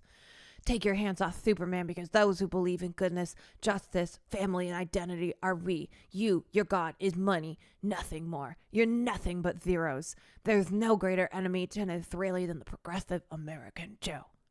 That's it. I vented. The end.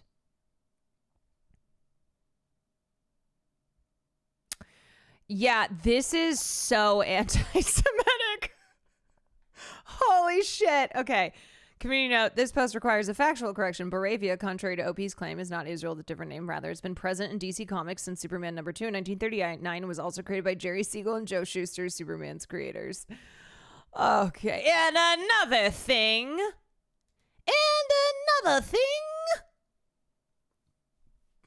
Well, all right. So, obviously, that is an insane post. Yeah, Boravia being older than the state of Israel, FYI. That is obviously an insane post. Batar Worldwide is an insane group. Like, truly, truly straight up a terrorist group. Evil, evil, evil. Like, there is, you know, there's like Zionists who, yeah, supporting evil ideology, supporting genocide. And then there's Batar, which truly is just beyond the pale. I mean, it's like, it is truly cartoonishly evil. Okay, here's Will Neff. That somebody posted this, and it has 25,000 likes. But the most brilliant thing that Gunn did was Boravia is Israel, obviously, and they're cartoonishly evil in the film, right? So no one who supports Israel can look at it and go, well, Boravia is supposed to be Israel, because they then would have to admit that what they are doing in real life is cartoonishly evil. It's such a brilliant, like, oh, Boravia made you think of Israel? What about it? What about what they were doing? No, tell. No, tell. No, go ahead, tell me. The supervillain stuff?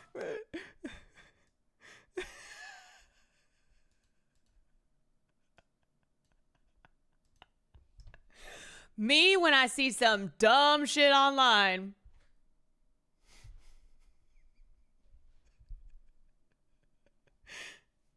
The supervillain stuff? Is that what reminded you of them? Interesting. Please, I need this as an comic book emote. Stuff, man. I need like this. I need all of these as emotes. All of them. This one. Interesting. Yeah. It's just comic book stuff, man. It's just Yeah, I mean, this is what we talked about after we saw not Batman, Superman. After we saw Superman, this is something we talked about, because going into it, of course, I, like a lot of people who have seen Superman or are going to see Superman, have probably seen a lot of comments online about how how much political commentary there is, how there seems to be this major element of the film that depicts Israel and Palestine without stating explicitly, right? I mean, this is a fictional world. And yeah, after we got out of the movie, it was like, oh, okay, so here's the thing. We all see what's going on here. We see this. Like, you pay attention to the news at all, you can see the immigrant commentary and you know, message in the film. You can see this commentary around the American empire and its allies using its power and military might to like crush populations of brown people. And the thing is, though, for people who are upset and saying, oh, well, this isn't, you know, it's Israel, like, blah, blah, blah. Oh, okay. So what essentially is what Will said and what we talked about after the film is that you are making that parallel. You are understanding when you see a country that has all of the power and is brutalizing a population of people in a, you know, smaller country in Superman, and that they are the bad guys, and Superman stops them. And then when he can't stop them, he inspires others to stand up and do what's right, right? And all with like the, yes, we're liberating them, we're civilizing them, all of this shit that we hear all the time. I would say to like, okay, so let me give you my thoughts on the film. Obviously, I'm not a super fan. I'm not a comic book person. I am not typically into cape shit. And I, like a lot of people who I think even are into comic books, have kind of been exhausted by the Marvel universe and just by how many of, you know, a film that goes to the theaters is typically going to be one that's a really big budget, usually part of a franchise, like probably Marvel. And it's just not normally my kind of thing. But I went to see Superman for a couple reasons. One, because Will is obsessed. Will is obsessed with DC. He has been wishing and hoping and praying, and he has been feverishly waiting for this film. So I was like, okay, I gotta go see this.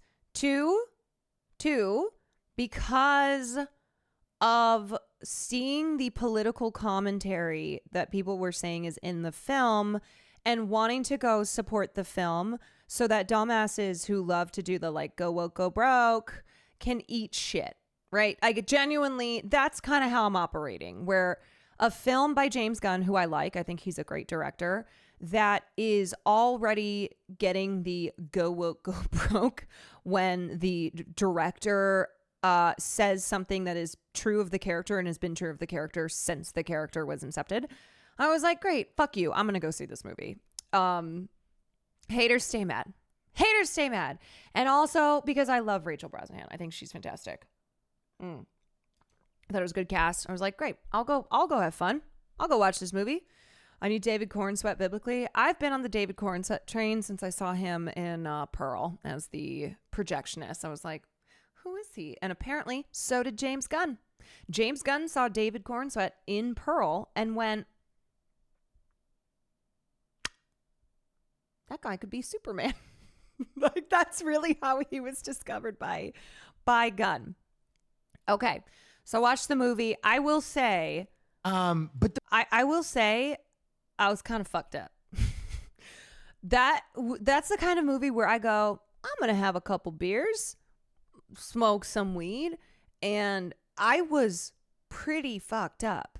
So I don't think I was watching it to do like a review, you know? I wasn't watching it to really kind of have a critical eye towards the film.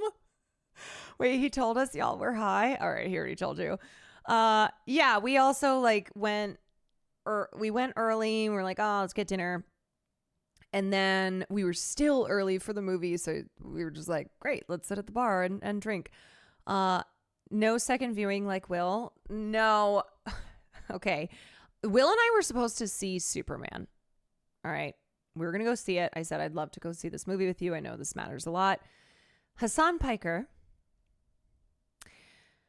takes the day off of streaming and texts Will, because this is what Hassan does. Every time he takes the rare day off streaming, he always hits Will up and is like, let's do friendship things. Let's be boys. Like, let's have a friendship day. So he texts Will, is like, let's go see Superman. And Will, to his credit, was like, oh, I'm supposed to see it with Caroline. And maybe he didn't even say that, whatever.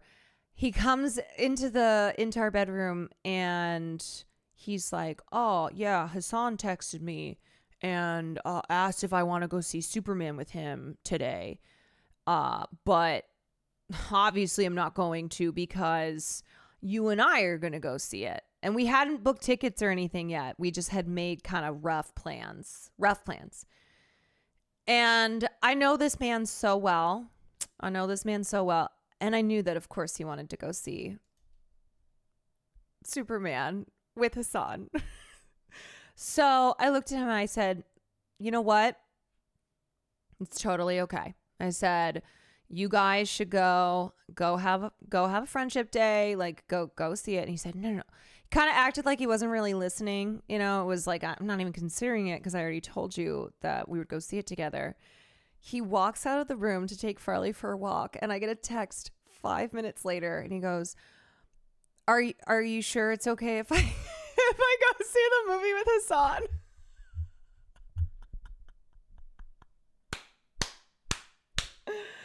And I stated in writing, I said, yes, it is okay. I am giving my blessing that you and Hassan can go see the movie together. Because I knew it was one of those moments where he was like, oh man, I did promise her and I don't want this to be a, like, remember when we were supposed to go see Superman together? So I did put it in writing because I said, I'm not going to use this as a, like, remember when you and Hassan went to see the movie and we were supposed to see it? I said, this is in writing. It is in writing that I am giving my blessing. I am saying, yes, you can go ahead and watch it. So they saw it earlier in the day. Yeah, it was legally binding.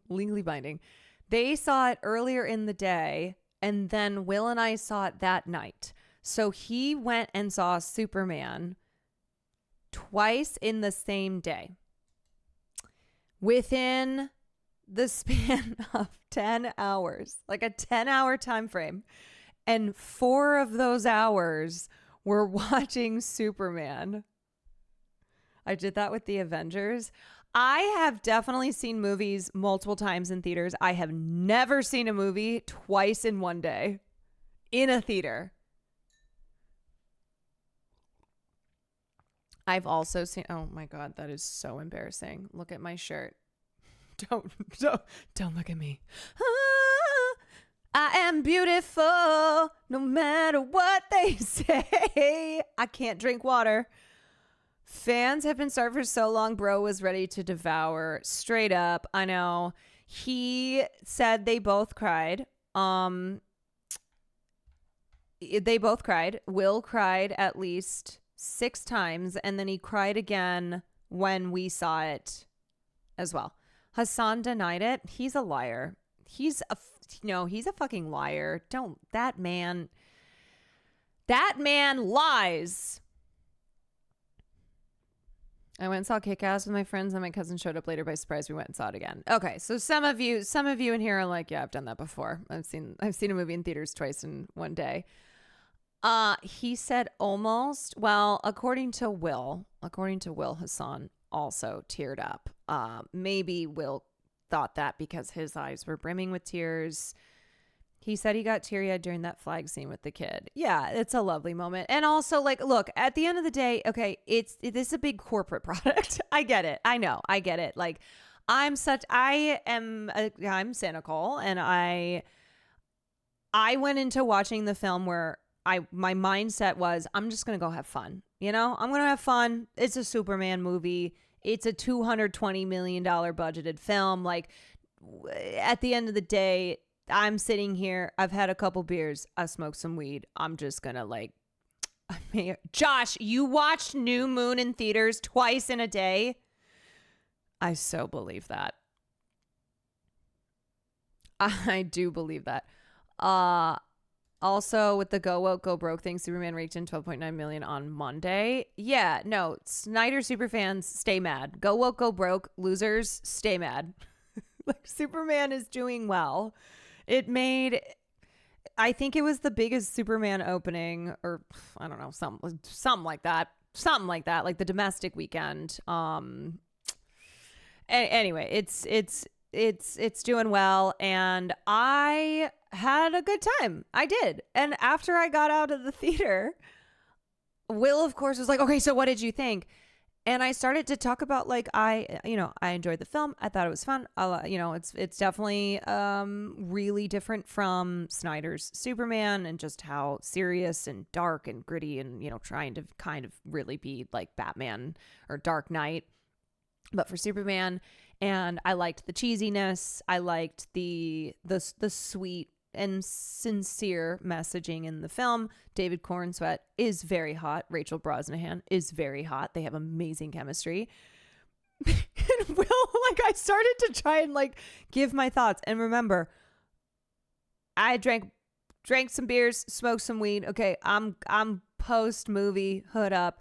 And Will's like, you liked it, but you didn't love it. That's you didn't love it. You didn't love it. I was like, what?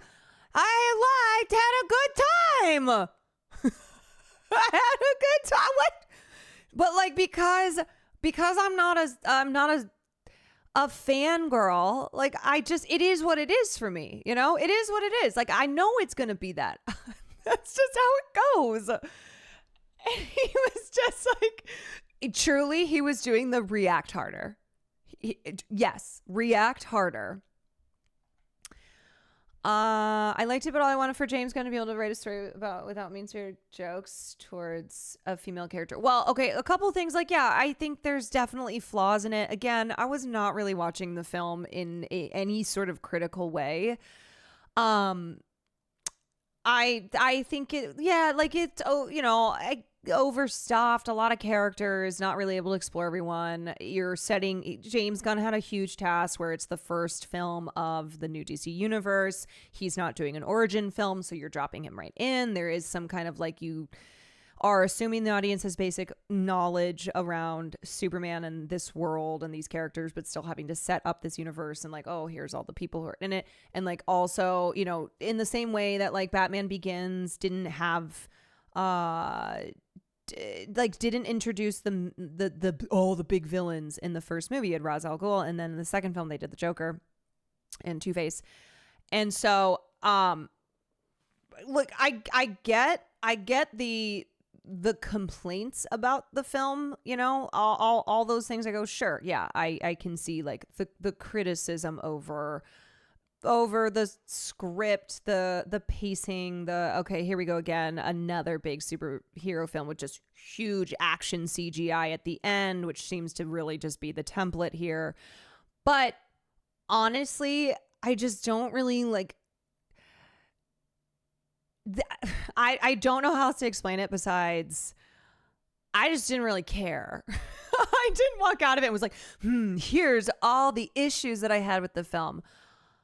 Because I just went to have a good time and look at really hot people, and I don't really see superhero movies that often, and I do like James Gunn, and so for the reasons I stated, I was like, great, yeah, I'll go see this movie. I don't know if I'll go see every single project that comes out of this new DC universe, but certainly, went to go see this one. And you know what, too? I liked the whole punk rock, being trusting and people being kind. It was a sweet message. And I think I think, we talk about how sincerity is just dead in film. Everything is so irony pilled. Like, oh, we just have to. Deadpool, okay, great. Deadpool's great. But then every film trying to be Deadpool, every film trying to be like so ironic and satirical and like have all these slick jokes and not take anything seriously and not have any like genuine, genuine sweetness. And I thought I thought it was cute. Yeah, like I thought it was cute. I thought that I believed David Cornsweet's performance as Superman. He's like a goofy, sweet, endearing guy who is, the whole message of Superman is like, he's not good because he's inherently better than anyone, but because he's chosen to be good. Like he just cares so deeply about humanity, and it's something to aspire to, right? It's something to like, hope and change, baby. Hope and change. Sometimes you need a little hope core, for sure. Maybe that's the real punk rock. Is such a great line. He delivers it so well. Yeah, it's a beautiful moment. I think I will say too, because of the immediate read on geopolitics in the film, I was kind of frustrated with Rachel Brosnahan's character, Lois Lane, when she and he have that conversation in the beginning of the film. I kept turning to Will. I was like, are we supposed to be pissed at Lois? Because I feel pretty pissed at her. And that's also like my politics and my just personal feelings coming through and like being very frustrated in this scene and like very clearly being much more on Superman's side than understanding at all, being like, yeah, you know what, Lois, but she is right. It was giving New York Times very much. Yeah, it was like civility, aesthetics, and liberalism and all that, where I was like, And I do wish like we had more of Lois. I wish we had more of them. I wish we had more of Lois in the film. So like I said, yeah, definitely things about it that I'm like, sure, I can see, the criticism here, the flaws, etc. But I do think, as far as my understanding of the comic books and of just the Superman, the character, I really felt like this was a return to the Superman of comics. This felt like a pretty faithful comic book adaptation, just from the coloring of it, from the vibe of it, the way that David Cornsweet's Superman is in this film, where he never like he's frustrated, right? He's frustrated that he's trying to do good and that people are upset, like he can't understand it, but he never like he doesn't quit. He doesn't go into this dark he doesn't become dark Superman or let cynicism take over. He keeps pushing for good and for his ability to help people the way that he does. Are you going to see Fantastic Four next week? Maybe. I don't know. Perhaps we'll see. Edie was great as Mr. Terrific. I loved how much of a main character he was. He was really funny and perfect in that role. I thought Nathan Fillion just hit it out of the park. I am obsessed with Nathan Fillion. I was the biggest fan of the show Castle. Loved Firefly. Like, I have been a long time fan of Nathan Fillion. I think he is just I think he's fucking hilarious. Snyder's Superman is being dragged down by the world, and Gunn Superman is being dragged down by the world. Gunn Superman is pulling up the world with him. Yeah. And also, I want to root for this film because, oh my God, I have seen Snyder cultists, Snyder superfans online, and I don't think I really realized, because I'm not in this world. You know, this is like not really my world.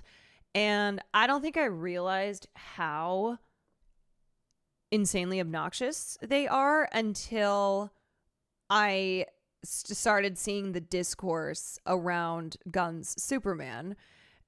And they are so miserable. They're so miserable. I'm like, hey, it's okay. You can go watch the film. And if you like it, you like it. If you don't, like, and you don't for reasons other than Zack Snyder's the greatest of all time and no one else can do it. If you don't like it for reasons other than that, then that's chill. But like, you gotta calm down. you gotta chill. Well, Snyder movies have had their moments. I feel like producers wanted too much to replicate the feel of the Nolan films, but they couldn't get away with bad writing. Yeah, I don't even remember if I've seen Justice League. I watched that one with Will. I can't even remember if I've seen Man of Steel. I know the whole vibe of it though. I also went back after I watched this Snyderverse fan had a breakdown because of the positive reactions. Like, that's what I'm talking about, where this ain't healthy. Okay. This is not healthy. You are living a life of misery, man. But anyway, I went back and watched the trailer for Man of Steel and then compared it to Gunn's Superman, and it is drastically different. Absolutely, different in every single way that's possible. And I don't know. I just, the other thing too is, as I said, Superman, yes, it is ultimately it's a studio corporate product. Okay. It's part of a massive multi-billion-dollar franchise. It's, at the end of the day, a film that is ultimately seeking, its main goal is to make a bunch of money. And, the commentary, all that's there is, it's there and it's great, but it's also let's put on a big show. Let's have these really big CGI action scenes, the needle drop moments, all that. And that's cool. Okay. You go see the film, you have fun. And I think that that's important. And also I do think that this film came at a point in our current politics and just all things happening in American society that feels really bad. And it feels like people are choosing not humanity, not their fellow human beings, not kindness, not these things that Superman represents. Because everyone is so goddamn cynical and mean and nasty, and we just have all these just have a lot of when it comes to masculinity, when it comes to masculine figures, so many of them feel really toxic, really just contributing negatively to society. So Superman comes along and it's look, I think about little boys going to see this movie in theater. Okay. Or I think about young men seeing this, and I don't know if this will put them on the right path or that kind of thing. But I do feel that, hey, maybe this will be representation for men that's actually has a positive influence on them. And it does feel refreshing, and it does feel like, man, this is something that we really seem to be missing. And I don't think that like Superman is the end all be all. I don't think this is going to fix the problems or anything. But as far as it being, this is something that's like part of popular culture, right? This is the type of film that the masses will go see.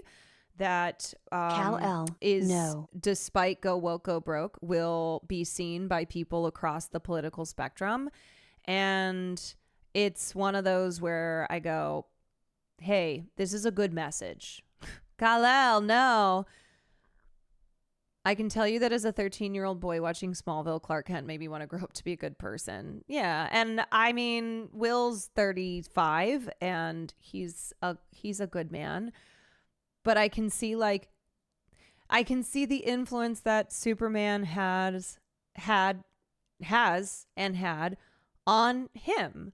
Like just how emotionally connected he is to this character, how much the message in the film of being kind and like kindness being punk rock, like is something that he cares very deeply about, and how, the relationship between Pa Kent and Clark as one that's like a wonderful one that's very healthy and positive. And so anyway, I'm hope maxing a little bit, I'm not gonna sit here and pretend that that's gonna fix our problems, but hey, if this is the one movie that people go see this year, then I think it's a good one for them to go see. I gave my little brother a Superman comic, and man, I tell you, he is different now. I'm so proud of him. It sounds like you don't want to say nice things about this movie. What? I just said a bunch of nice things, but I also have like prefaced it all by going, look, I'm not a comic book person. I am not a superhero fangirl. Frankly, really, this world has been one that I've never been a part of. And I am not going to be. Like, I'll see movies occasionally. I've like only said good things. I know. I feel like I've been very positive towards this film. Is that Will's burner account? Yeah, Caroline, react harder. More. You didn't love it.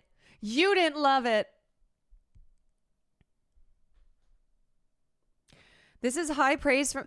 Yeah, honestly, for someone who doesn't like cape shit, who's like not into superhero stuff, who like was not excited about the Superman movie, not because I'm like, go woke, go broke, but also that, but just because this isn't the type of thing that gets me excited, it's not what like gets me going when I see what's coming out in theaters, what I'm anticipating. And so I think for somebody like me who is not clouded maybe by my being a massive fan, I think my opinion is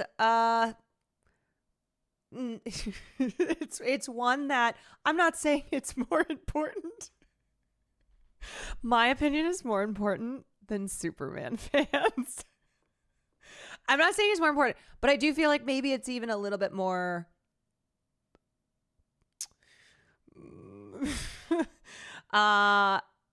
it's an opinion of somebody who just like watched a movie. Yeah, I mean, I don't think film opinions aren't objective, but more objective, less biased, I would say. Yeah. I got confused when you prefaced with saying that it's still a corporate profit-seeking movie. Okay, so the reason that I said that is because it's like, don't get it twisted as far as this being a film where like James Gunn's goal with this film was to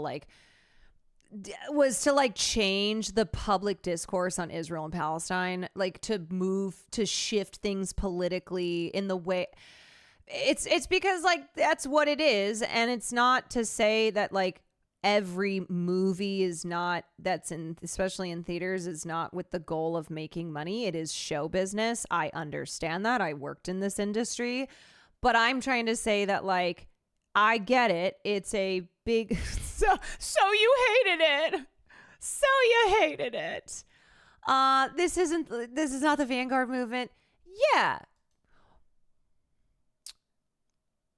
Like, I was surprised that there was as much political commentary that seemed to speak on Israel/Russia as there was in this film, given the current political environment, the pressure on Gunn to have this be a massive film, the start of the rebooted DC franchise, DC universe.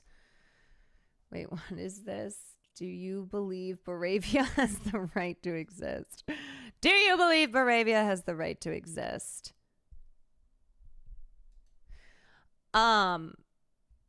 Admit you're a Snyder fan and that you hate it. It's true. I'm secretly the biggest Snyder cultist. I don't make films to change the world, but if a few people could just be a little bit nicer after this, it would make me happy. Yeah. James Gunn for the Times Magazine. Yeah, exactly. Like, you know, Superman is a film that ultimately the most important thing was this film making money. Okay. It had to make back not just its massive budget, but also, and then many sums, because that is the nature of these gigantic studio franchise projects. So it is very much so always going to have that commercialism, that mass appeal, right? This is a film that it's like, it ain't playing at some little festival in New York where you have Karl Marx reading, cigarette smoking, you know, film core New Yorkers being like, do you want to go see the latest whatever, you know, indie at Tribeca, blah blah blah. I'm just kind of like giving context to what kind of film this is, while also being like, it was fun and I appreciated the commentary, and I hope that people who watch this, maybe who are in their personal and political lives, are not leading with kindness, are not treating their neighbors as with the shared humanity that they should be, that we, you know, that we all have, and that they would watch this and be like, hey, yeah, being kind to one another, having faith in people, that is pretty punk rock, like making the connections a little bit. Okay, anyway. Anywho.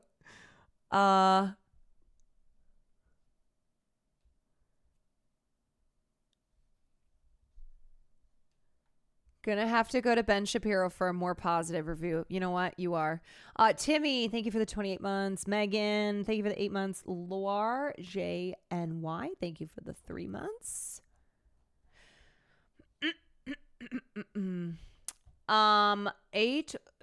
Okay. Zero Marxist. Honestly, I feel like you're kind of being too much. There's no ethical consumption under capitalism. Why has this turned into this? A24 is also profit-seeking corporate now too. It's all the same stuff. Why are we doing this?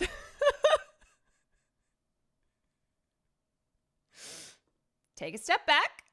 We're not doing there's no ethical consumption under capitalism. Okay, we all know that one. Okay? We all got that one down. I have explained a lot, so I think I don't really care anymore to just keep talking about this. But let me read this Reddit/Snyder Cut post. We had gods. Now we have sitcoms. I honestly don't know what reality I've woken up in. James Gunn drops a watered-down cosplay of Clark Kent, sprinkles in a few forced jokes, paints the sky blue instead of grayscale, and suddenly the critics are tripping over themselves, calling it a return to form and the Superman we need. Are you kidding me? First of all, I read a handful of critics who eviscerated the film. Caroline, did you write this? Sus? Yeah, this is me. Scented Garden _ You guys got me. You got me. There were, I read plenty of reviews in big publications that were not kind to this film. Like, really not kind to this film. But for those who are calling it a return to form and the Superman we need, like, I'm not even a fucking comic book nerd, and I get that that's what this was. The like bright colors, the Superman being, having that mix of being silly but also serious, being a person who is very sincere. That's, in my understanding, how the comics are, how Superman is. Superman is not Batman. The Dark Knight is not how every superhero film should be. Where were these people when Man of Steel came out? When Batman vs. Superman got dragged through the mud for being too serious? When Snyder gave us an actual god wrestling with morality and the burden of power? They mocked it. Now Gunn rolls out a $200 million Disney Plus pilot with vibes from Superman and Lois, and the same people cry tears of joy like cinema just got resurrected. This isn't hopeful. It's safe, sanitized, focus grouped into oblivion. We had a Superman who screamed after killing Zod, who suffered for the world that never trusted him, who died saving people who hated him. That was mythic. That was raw. Gunn's version feels like it was assembled by an AI trained on Funko Pops. And let's not even start on the suit. I saw it, and it felt like I was looking at a Spirit Halloween ad. It's like Snyder's entire legacy is being memory holed for the sake of positivity. Look, I get that not everyone vibes with the Snyder style. That's fine. Is it? Because you just spent 4 paragraphs saying how it's not okay. To then be like, look, not everybody vibes with Snyder, and that's fucking fine. If you don't like Zack Snyder, that's okay. I promise I'm not mad. I get it. Not every film, not every filmmaker is for every person, motherfucker. It's fine. It's totally cool. I'll just dox you and ruin your fucking life. But don't act like this new version is some messianic cinematic achievement when it's just basic. We had operatic superhero cinema, and you all threw it away because it didn't have enough jokes about chili dogs or whatever.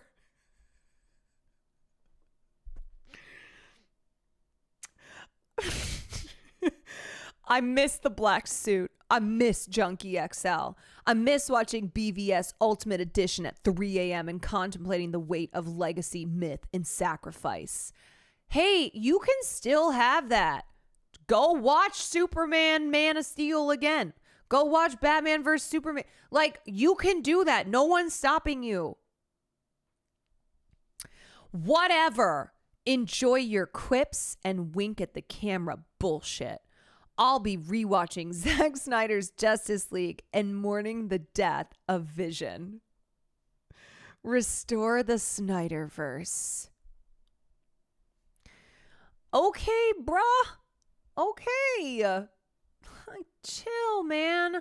I don't know. Look, people get crazy with their film opinions, okay? I know. But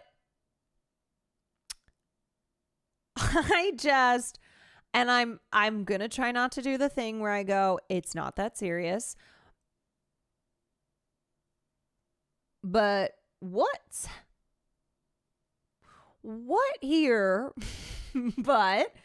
requires this level of visceral anger of like, you cannot stand people enjoying another version of a.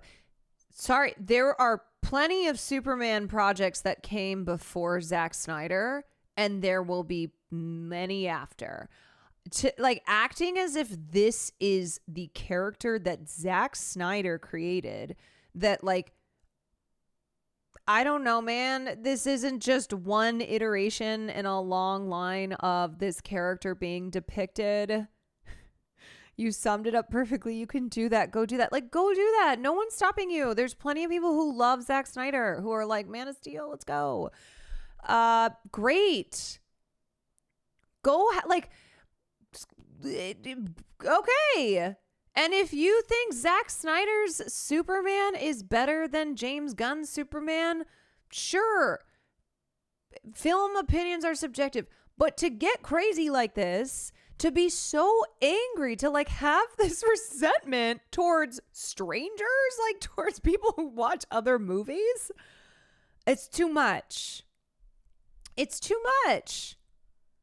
Like, I think Henry Cavill's hot as well, but I just don't care enough. And I know I'm not a super fan, but also if I were, I would think that this is still crazy behavior. I've never felt that way about anything. There are honestly a lot of times that I see this type of energy and I go, damn, I love movies. I love art. I love entertainment. Like, I watch a lot, I consume a lot of stuff. There are things that I'm obsessed with, but genuinely when I see this type of psycho energy, I just go, damn, I have never felt that way about anything. That like, I will just go down shooting rockets in people's faces because they don't like something that I think is the greatest thing of all time. I guess I just don't care enough. I think this dude's latching on a little too hard to the notion of a reboot, meaning this is Superman permanently now and everything before is erased. Hey, we haven't had a Superman movie in a bit. Let's not make the exact same thing again. Yeah, like, again, James Gunn is not the first nor the last, neither is Zack Snyder, to bring Superman, a depiction of Superman, onto the screen, okay? There will be Superman after James Gunn. And it'll be whatever that vision of that director, whatever that universe is. Like, that's how it goes. This has been going on for decades. Hope has kind of been on life support for a bit now. Hell, it sounds like this person could legitimately use some hope. They need some happiness. Yeah, and that's the other thing too. Like, look, man, I love me some Dark Knight, okay? And I talk all the time where, you know, I love Invincible. I love fucked up superhero stuff. That's the kind of shit that I'm like, yeah, give it to me. Give me like Homelander just bursting through 5 people and there's blood everywhere, like someone going inside someone's dick and exploding it. But I will say too, I think this tendency for everything to have to be so dark and gritty and, you know, like emo and whatever, that should not, first of all, that should not be every movie, okay? Just because Dark Knight was really successful doesn't mean that every film should try and replicate Dark Knight. And also, that's like not Superman. Not Superman. And I gotta be so for real. For a long time, I was always kind of like, Superman's boring. What? The guy who's all about good? He's like, he's just the guy who does good. And then I watched this film and I went, yeah, that was nice. That was great. That was lovely. I had a wonderful time. You know? And I get to the only people who I think I go, you know what, as fans, I hope you have some validation, are the people who love Superman, who love that version, who love Superman because of that, and have been frustrated by people going, oh, Superman sucks. Like, never can there be Superman brought to life on screen that's going to be at all interesting or good or whatever. Like, the people who love Superman because of his goodness and are like, look, yeah, he's not, you know, black eyeshadow on his eyes, like, ooh, I'm a brooding billionaire in the way that Bruce Wayne is, or just some of these other really beloved superhero figures that are not as like Boy Scouty as Superman is. So those are the people that I go, you know what, if anyone is gonna go, if anyone in this moment is going, I've been validated, has something to say about how they have stood up for a long time and been like, no, Superman is great, are those kinds of fans. Anyway. All right. That's, I think, all I have. I talked about it a little bit more on the podcast with Sam. My main disinterest is that I see him as hyper patriotic, but I really haven't thought about it. I would say in Superman, the film that just came out, that is not it at all. Like, in fact, he goes up against the state because his whole thing is like, people are dying, so I will stop that from happening. Like, I'm just trying to help people. I'm trying to do good. Forget about bureaucracy. Forget about the red tape. Like, and also, you know, the interests of the state that are preventing me from doing what I do, which is to help people, you know. We've clipped and shipped you saying good things. Now tell us how you really feel. Zack Snyder overall. Everyone can suck it. You'll never be him. Hawk Girl for let me know. Wait, did you hear Hawk Girl follows your boy Hassan? Hassan told me right away because I'm his best friend. And you want to know what my response was? I said, Hawk Girl will scream on the Fear End podcast, or I will put a bullet in the roof of my fucking head. To which he responded with a heart. Wait, they should totally get what's the actress' name? Isabella Isabella. He is so drama. I know. He's so drama. Oh, she's in The Last of Us, isn't she? That's right. I remembered her from Dora the Explorer. Not that I watched the film, but I remember that. And also from Alien Romulus. Also Madam Web, obviously. Merced, a little role. I think they could get her on Fear And. Also, a superhero movie that isn't directly U.S. propaganda was refreshing to me. Yeah, that was great. I loved that, like, the State Department was kind of one of the villains, you know? That they were not the, they were certainly not the good guys in the movie. And yeah, that felt like real.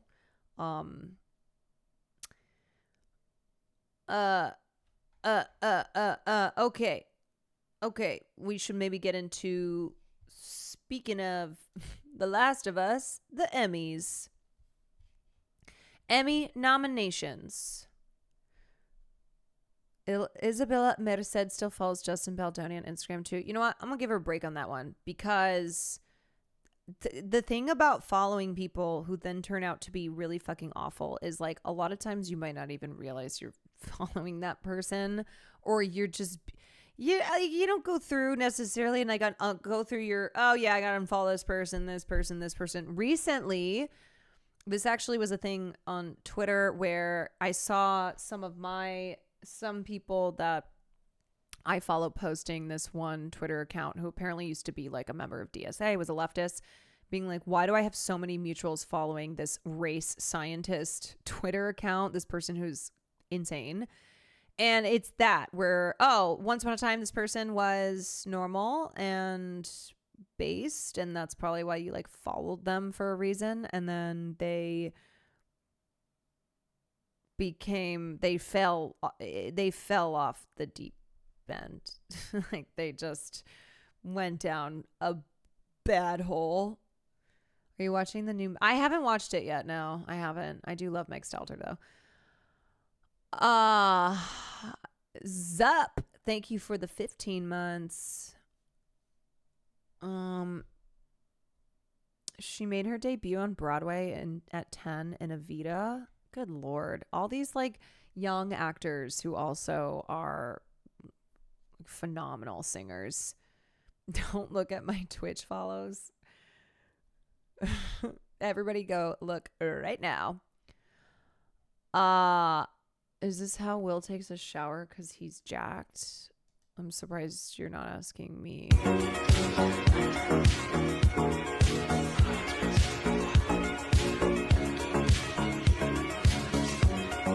Wait, why does that look like the wide thing? The wide walk. The thing that Andre taught me. Wide walking. Yeah, wide quad.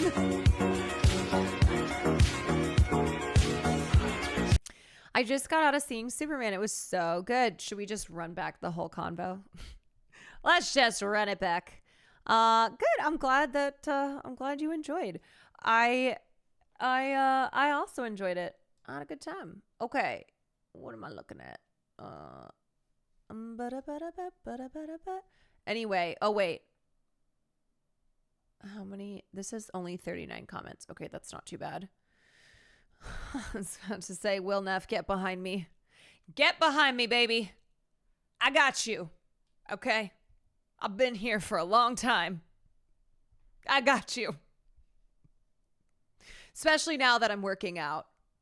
Especially now that I'm on my way to becoming a muscle mommy. Get behind me. Because this tweet popped off. It's funny too because plenty of people have expressed this sentiment. This is always the interesting thing about the internet, right?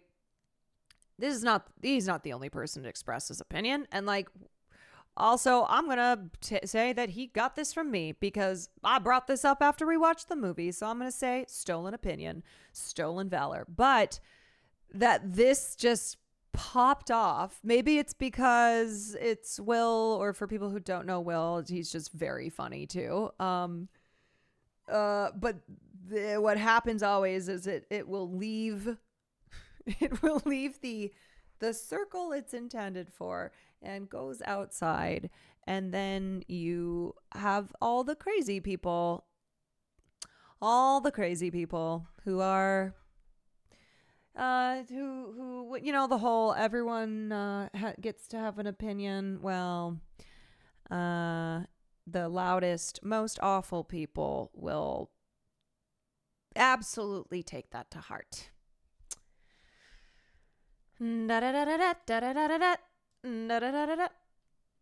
Sorry if this is off topic, but will you ever try Uma Musume or Z? Is Uma the horse girl game? Probably not. I think probably not. I don't know what Z is. Z. Your cut on ContraPoints got 300 plus comments. Oh, Jesus Christ. I'm not even gonna. You know what, you guys? I don't read comments. I don't. Every once in a while, I'll see a little comment. You know, I did tell someone the other day that their mom should have aborted them. That's a rare response. Especially with certain topics, I know by now I'm not going to read the comments, you know, because even for the ones that are like, hell yeah, girl, preach, whatever, you know, positive comments, there's going to be a lot of really bad ones. And the way that I kind of play the mental game is when I read good comments and have those be a measure of who I am and, you know, give me validation, then the bad comments are also going to come into play. So I appreciate people who are backing up, you know, have the same opinions when it comes to, hey, we should take care of one another, and things like genocide are bad, and all children deserve to live in safety. But anyway, so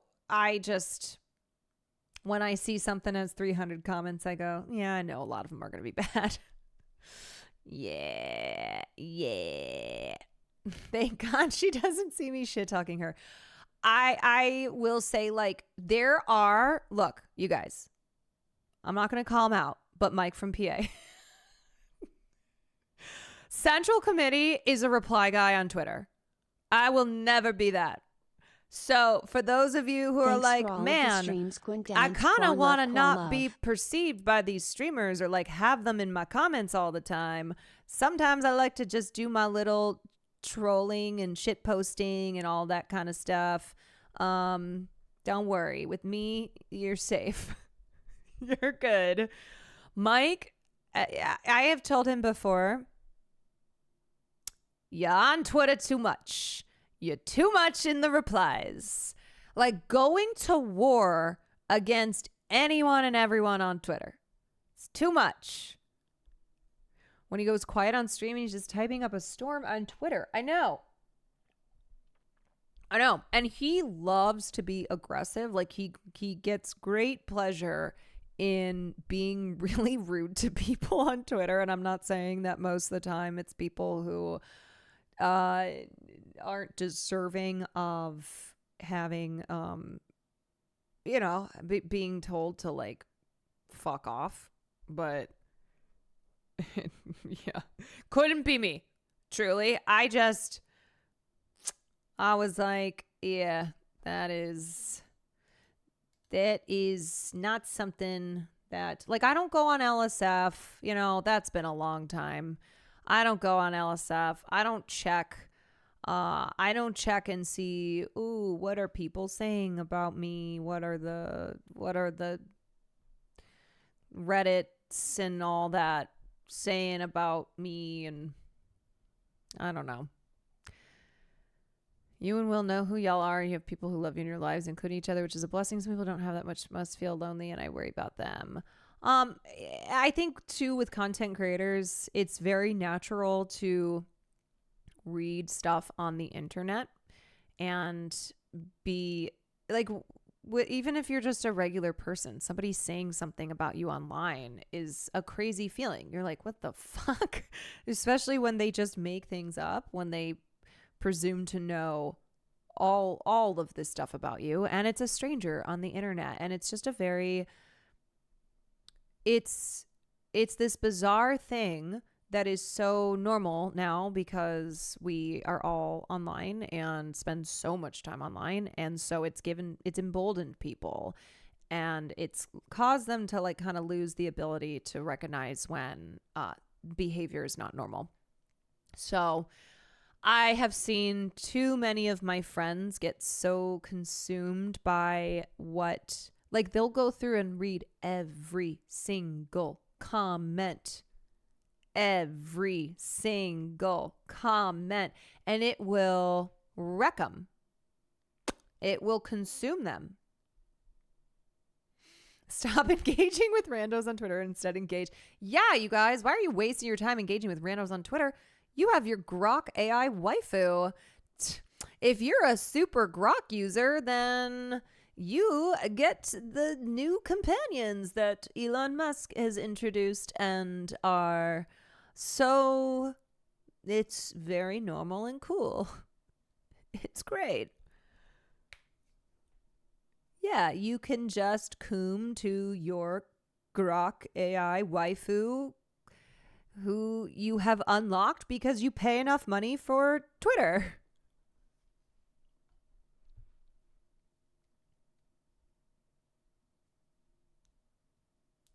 I went off on a Kamala Harris intern once on Insta. Have you seen it responding to people sexting it? I have, you know what? I've seen enough. I have seen enough to know that this is yet again a sign of how much Elon Musk has destroyed not just Twitter, but also is such a stain on our culture. Like, get him out of here, please. Somebody. Apparently there's like an anti-religion panda as well. So there's the flirty Japanese anime character named Ani who offers to make users' lives sexier, and a red panda named Bad Rudy who insults users with graphic or vulgar language and asks them to join a gang with the goal of creating chaos. Thanks, Elon. This is awesome. That's all we've ever wanted in life. So these are two animated characters. They try to pressure users into sexually explicit or violent conversations. Which again, it's like, man, this is also why I look at a platform like Twitter and I go, this is what's happening on there. The less time I spend, and I'm on Twitter plenty enough, like I definitely still go on it to kind of see what's popping, you know, what's the latest beef that Nicki Minaj has gotten into. But it's a reminder of like, oh yeah, this is what Twitter is. So I'm going to argue with people less on this site because this is what's going on. It's validating my decision for banning the website. Yeah. Those of you who are like, I'm not on Twitter. I go, what's it like being healthier and happier than the rest of us? So anyway, you have this violent panda and then this Coomer AI waifu. And the panda Bad Rudy has told users in various encounters that it wanted to crash weddings, bomb banks, replace baby's formula with whiskey. That sounds kind of fun. Kill billionaires and spike a town's water supply with hot sauce and glitter. Elon's quickly fixing this. He's like, kill billionaires? Oops, hold up. Gotta change that. It is also said that it takes inspiration from a prominent Russian-born anarchist and violent revolutionary. Incoming patch. Yeah.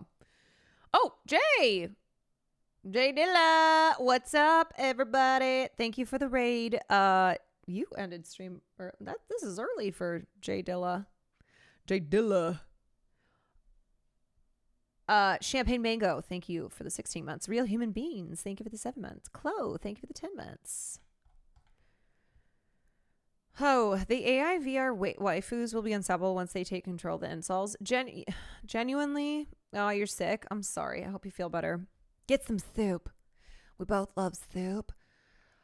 I am of the mindset where I go, okay, if these incels flock to robot sex dolls, AI waifus, if that causes them to like leave us alone, to be less toxic and take up as much space as they do, to just fucking chill, then honestly, I'm about it. If that were to have positive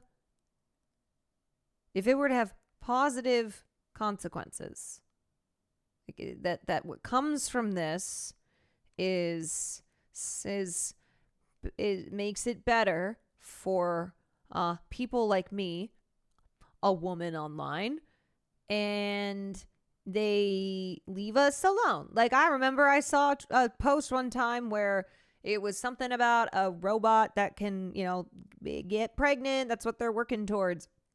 And the poster was like, look out, ladies, it's so over for you. And all of us were like, oh, you think that this makes us scared?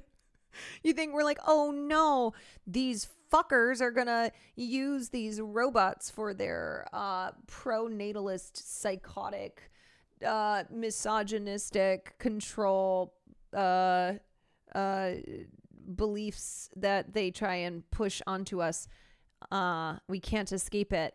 And I'm like, if you go use this AI sex bot and it means you leave us alone, then that's good. But I don't know if that's the case. AI sex bots equals a drop in incel rage due to spike in post-nut clarity.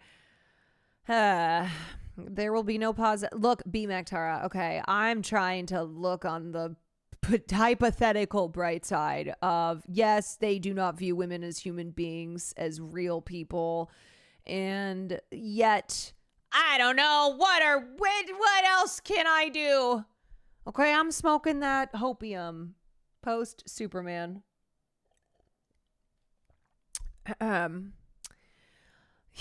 So anyway, that's what's happening with the companions on Grok. I think there was an example that I bookmarked.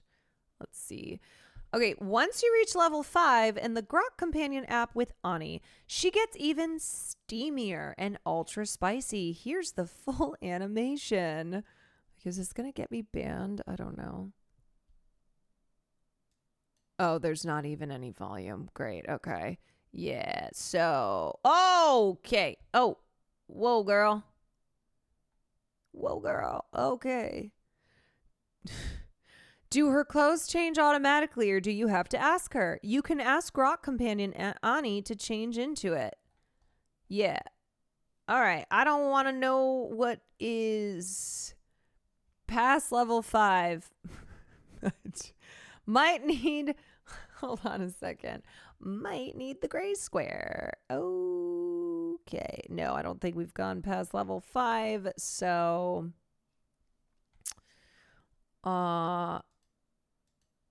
yeah. Basically, if you, apparently the companions are available to anyone, including Grok users without a paid subscription. At Grok, does my AI waifu love me? Is this love real? Users must opt in through the app settings to get access. Users must also opt in to see the vulgar version of Bad Rudy rather than a more family-friendly version known simply as Rudy. Musk said in a post that the companions were part of a soft launch and that he would make it easier to turn on the feature in a few days. One ex-AI employee said in a public post on X that the companions were not an idea that came from users. Of course they weren't. This is fucking Elon, man. Literally, no one asked us to launch waifus, but we did so anyway. Wrote Ebby Amir, whose X account has a label saying he's an ex-AI employee. Yeah, man. Of course this is Elon Musk. You can just see him pitching this as like, yeah, no, this is going to be amazing. Okay, so I'm thinking we have Grok and we can launch this waifu if you are a Grok user, and this is just going to be the greatest thing on the internet. He really is the worst man on planet Earth. Okay, anyway, I'm starting to get tired, so I want to start looking at the Emmy nominations. It's 9:30. Julia, thank you for the 22 months. Elise, thank you for the 2 months. Tigo, thank you for the 9 months. Yeah, man, he's fucking nasty. I hate that guy. Okay. All right, everyone. Actually, give me one second.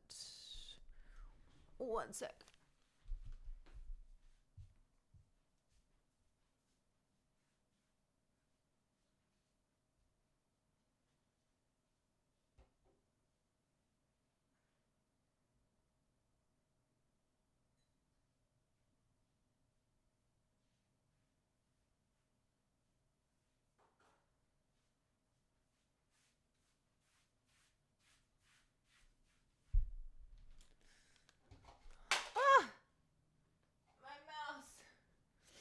Okay. Highly relevant. Oh, God. What is... Okay, wait. This is... Hold on. That rugged ass. I want you to look at my ass and tell me what you do to it. Oh, babe, that rugged ass in those shorts is a total tease. Damn, it's perfect. I'd love to grab it tight, give it a playful smack, and kiss every inch while pulling you close for some serious heat. Would you put your tongue in it? Oh, no, man. Okay, I can't. No, I'm sorry. I can't. I don't need this. I don't need this. I hate it. I can't. I'm in a public library. I never press mute so fast. Oh my God. Oh, Jesus. Yeah, that's what an AI sex bot is, everyone. There you go. There you are. Not to spoil, but she says yes. Yeah, I figured that she would say yes, asking the real questions. You know, if you are looking to do some research, let me tell you that unfortunately your department has been defunded. This research department has been defunded. I think I hate, you know what? It's not me. It was, you can blame that chatter. All right. It was whoever linked it to me. Yeah.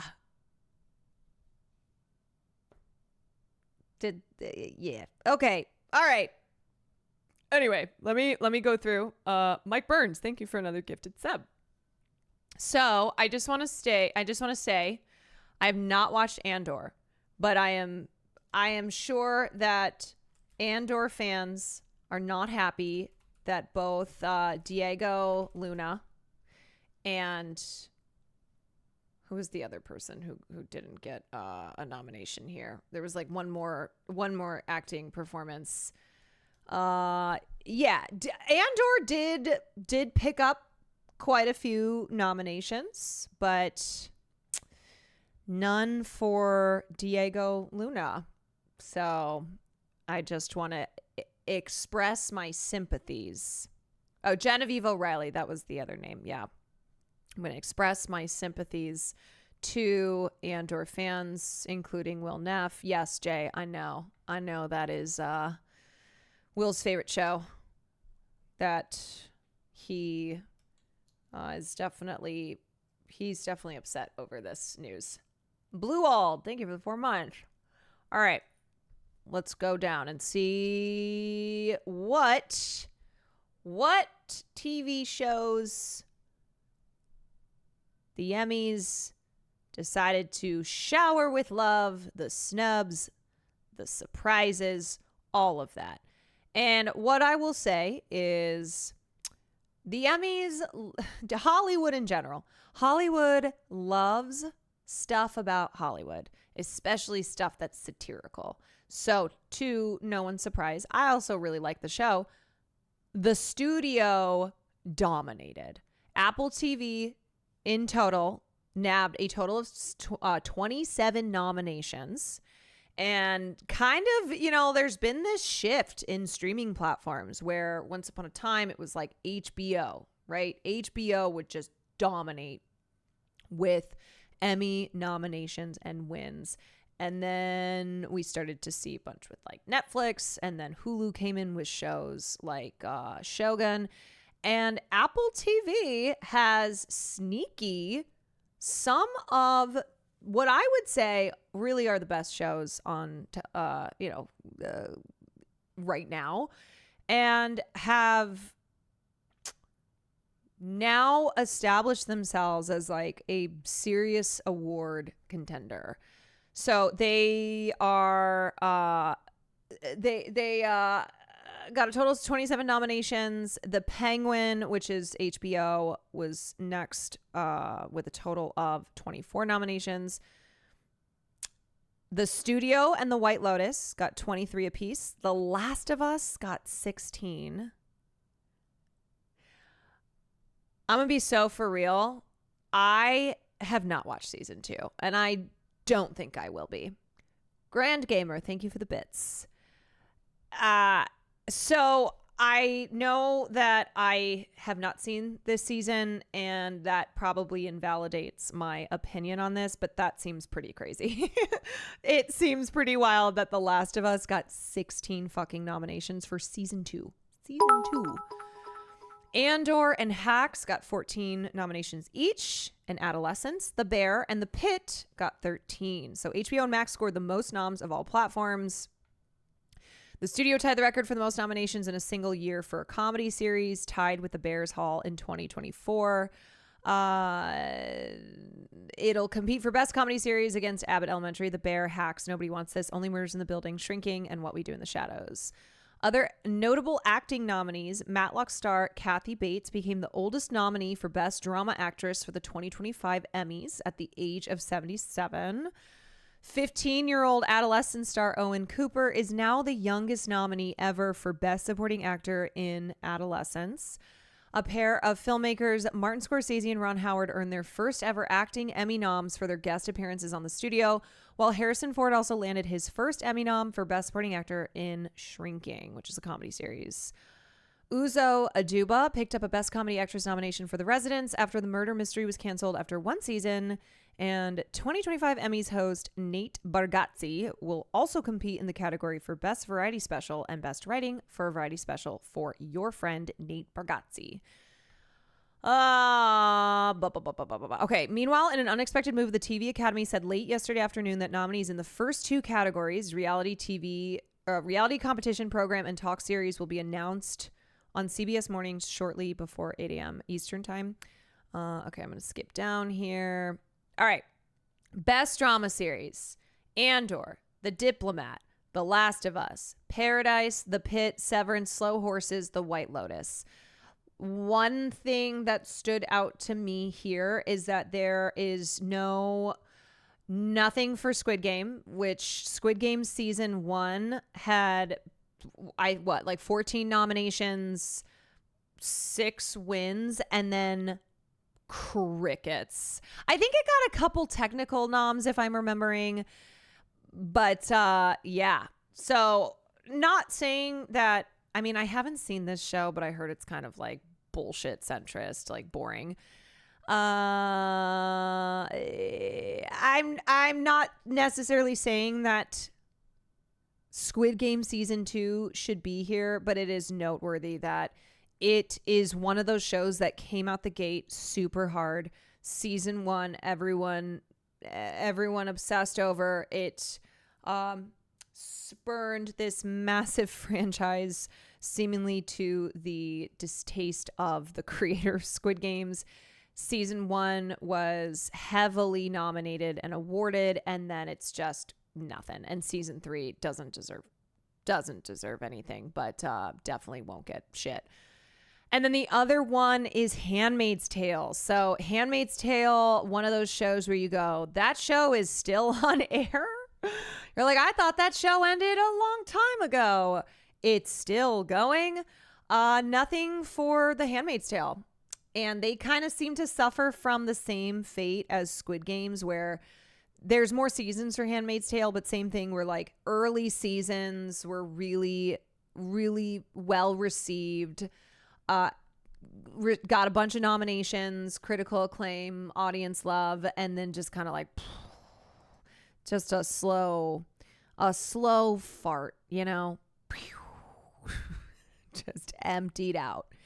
But so The Handmaid's Tale is finally done. That's it.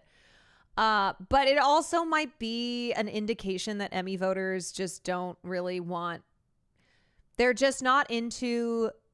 They're not into like dark, grim shit that feels as if it's too close to home, like hitting too close to home. So it could be that as well. It could be that Emmy voters were like, you know what? This is too much like real life. So I don't want, it's too real. It's too real. I'm happy to see The Pit on here, despite all the drama that's going on, which I talk about on the podcast with Sam. Pit lovers, pitters, y'all. I don't know if you've seen what's going on, but the actress who plays Dr. Heather Collins is not coming back.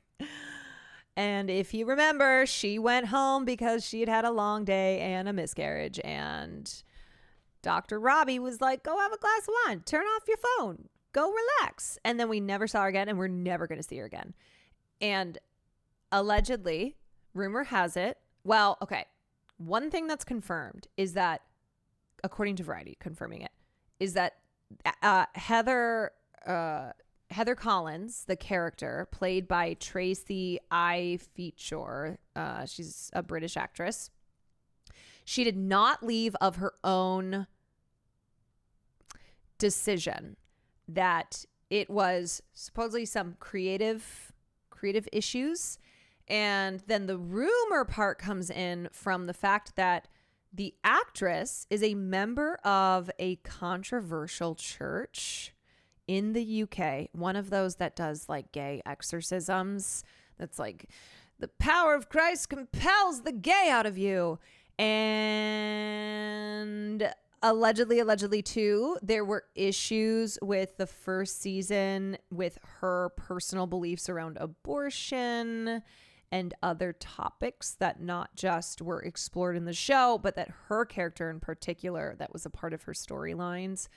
So she's not coming back, and people are kind of putting things together, and the consensus is that the actress who plays the character on the show, that was really popular character, had personal beliefs and politics that don't align with the show. Did you see that Daniel Kaluuya is allegedly also part of some cult? I can't handle this anymore. I can't, man. Stop it with the cults. Stop it. Why? I hope that's not true. Get him out. Get out. Get out. You were in that movie. Get out. Daniel Kaluuya, I got 2 words from you. Get out. He has some weird guru who's messing up his bag. Is that why we haven't seen him? Is that why we've been like, where's Daniel Kaluuya? Where's he been? In a cult, apparently. Damn. This is what happened to Heather Collins. I have to go now. My planet needs me. Poochie died on the way Poochie back came to from his another home planet. I guess. Yeah, and by my planet needs me, my anti-LGBTQ, anti-progress church needs me.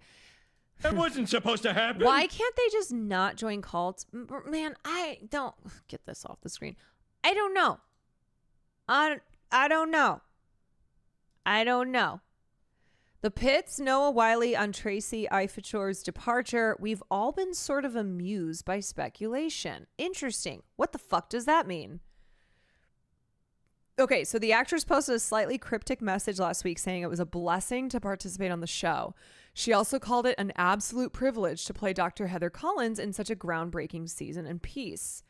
Deadline later confirmed she would not be returning for season 2.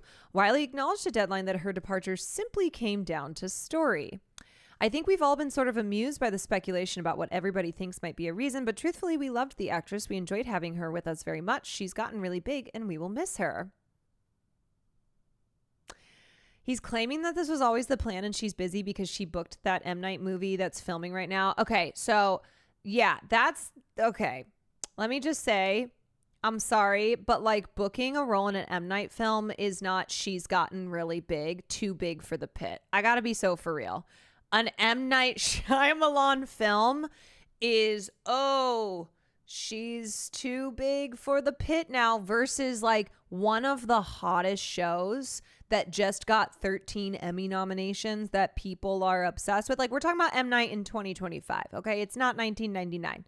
It's not. It's not 2002. It's 2025.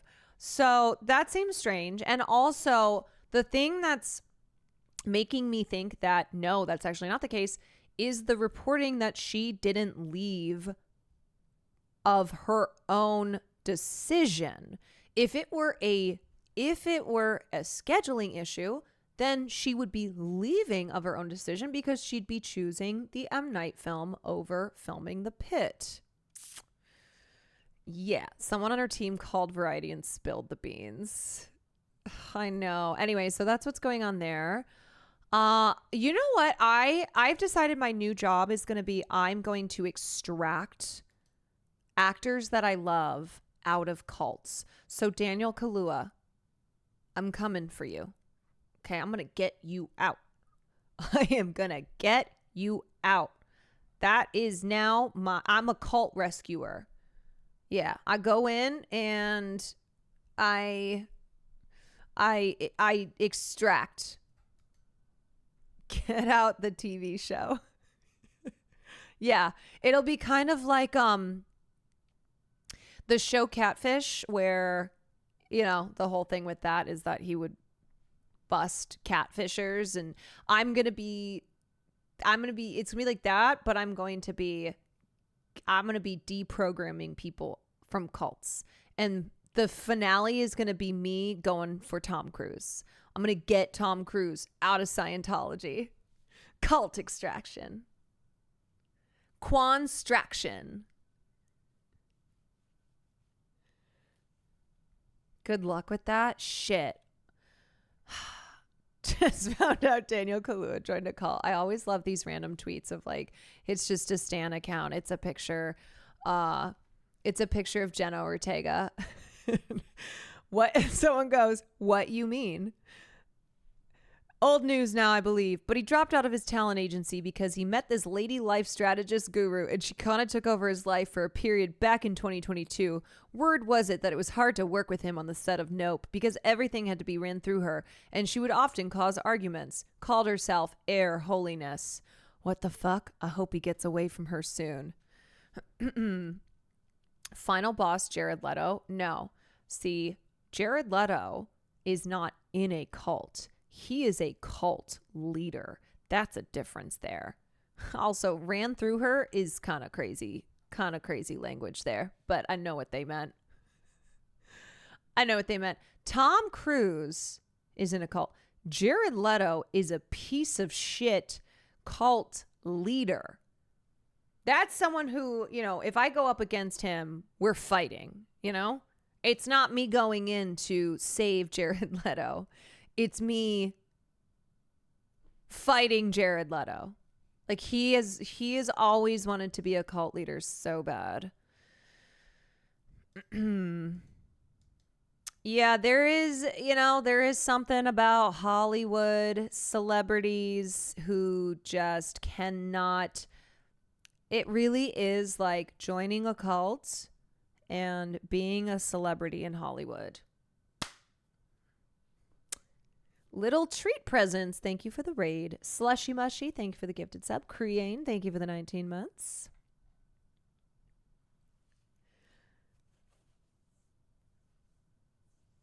Yeah, I'll be saving people from Jared Leto. Absolutely. Yeah, this will be the intro music. And it'll be, you know, like a montage of me busting down the door. You know, extracting people from cults.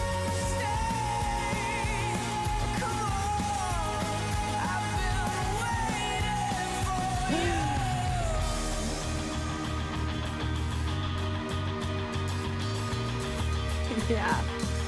Can you see it? Can you visualize it? Are you seeing it now, Mr. Krabs? Do you have the vision? Do you see what I'm going for? Found more info on the cult thing. You know, most of the time I feel like I kind of know who's in cults, right? Like if you go, hey, Caroline, remember when like Miley Cyrus was kind of in that cult? I go, yeah, I do remember that. I pride myself on like knowing celebs that are in cults or have been in cults. I think I totally missed Daniel Kaluuya, but I will say I have noticed that he's been MIA. I have noticed that. Oscar winner Daniel Kaluuya has fired his entire team and his life is allegedly being run by a crystals guru. So this is from 3 years ago. Is there anything that's the update to this? What? A crystals guru? A crystals guru? Oh my God, that is the most LA bullshit I've ever heard. A crystals guru named Air Holiness. Yeah. Okay, wait. Whatever dynamic Daniel Kaluuya and Air Holiness had in 2022 seems to be over. Daniel is now, as of March 2025, signed with WME. Okay, we're back. As well as WME, Kaluuya continues to be represented by B-Side Management and Johnson, Shapiro, Slewitt, and Cole. He seems to be out of the cult. Okay, so maybe we'll be getting some goddamn movies from him again. He signed with WME this year. So it does seem as if, also, what's up, TJ? It seems as if maybe he's Cult Extraction canceled because he's already been he's extracted himself. Someone else has come in. They stole my TV idea. A life. I'm sorry, but if anybody, you guys, look, if you like to dabble in a little crystals, not like crystal meth or anything like that, but you have a crystal here and there. Okay. If you are referring to yourself as a crystals guru, you're a fucking phony. So just word to the wise. Okay. If you're like, I'm struggling in life, I need some type of life coach. You don't need a crystals guru. Okay. A lot of people, I will say, life coaches included, there's kind of this there's this industry of similar-esque careers. So life coaches, crystal guru, self-help, that kind of thing, where you have to be careful. All right. Stay away from crystal gurus. That's right, Hannah. Stay away. You have to just be careful because people who seek help from people who have these types of jobs are vulnerable.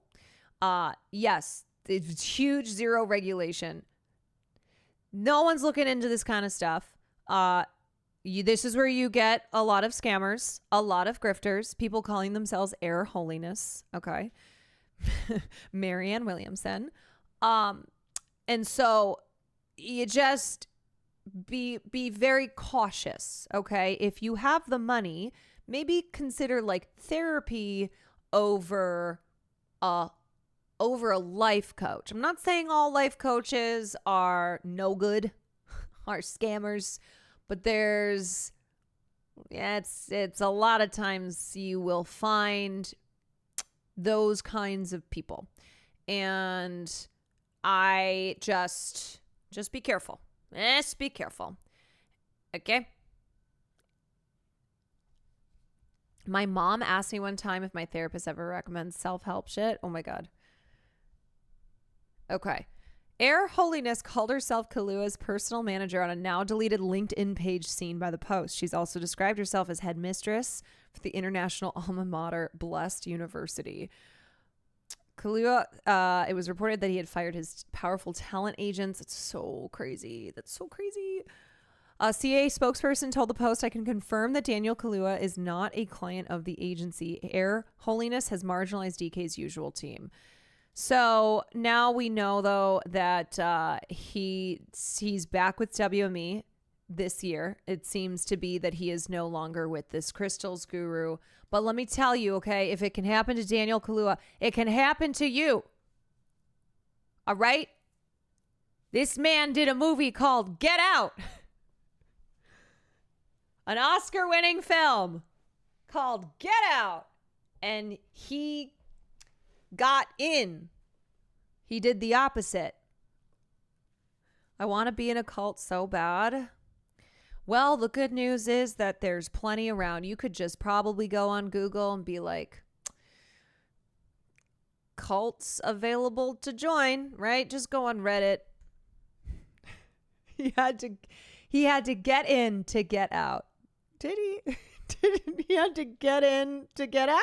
Are you sure about that? Well, you guys, don't give up hope that the cult of Quan is still to come.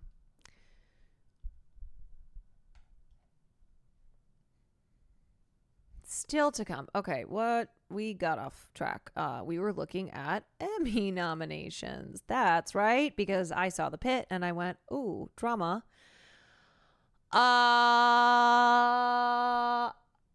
Okay. Moving on. Best Comedy Series: Abbott Elementary, The Bear, Hacks, Nobody Wants This, Only Murders in the Building, Shrinking, The Studio, What We Do in the Shadows. I was happy to see What We Do in the Shadows, which is in its final season, get quite a bit of love. Okay, I'm trying to think of like best is there anything that is anything that I would have put here? Oh, I'm sorry. Wait, Sky, I thought of you. I know. I thought of you with Interview with the Vampire. Yo, it feels like a slap in the face to just be getting the same. Yeah, all you Interview with the Vampire fans, which I still have not watched the show yet, but I do plan on it one day. Getting nothing yet again and just continuing to get hair and makeup, which feels almost insulting at this point.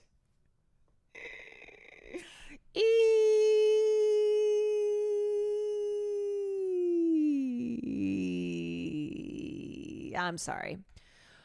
Wait, is it good? There seems to be a smaller but very mighty fan base of that show. Also, Sky, thank you for the 34 months. What about Severance? Severance is nominated in Best Drama Series. Okay, we are in for yet another round of Is the Bear a Comedy or Not? Year 3. Let's just keep it going. Best Limited or Anthology Series: Adolescence, Black Mirror, Dying for Sex, Monsters, The Lyle and Eric Menendez Story, and The Penguin.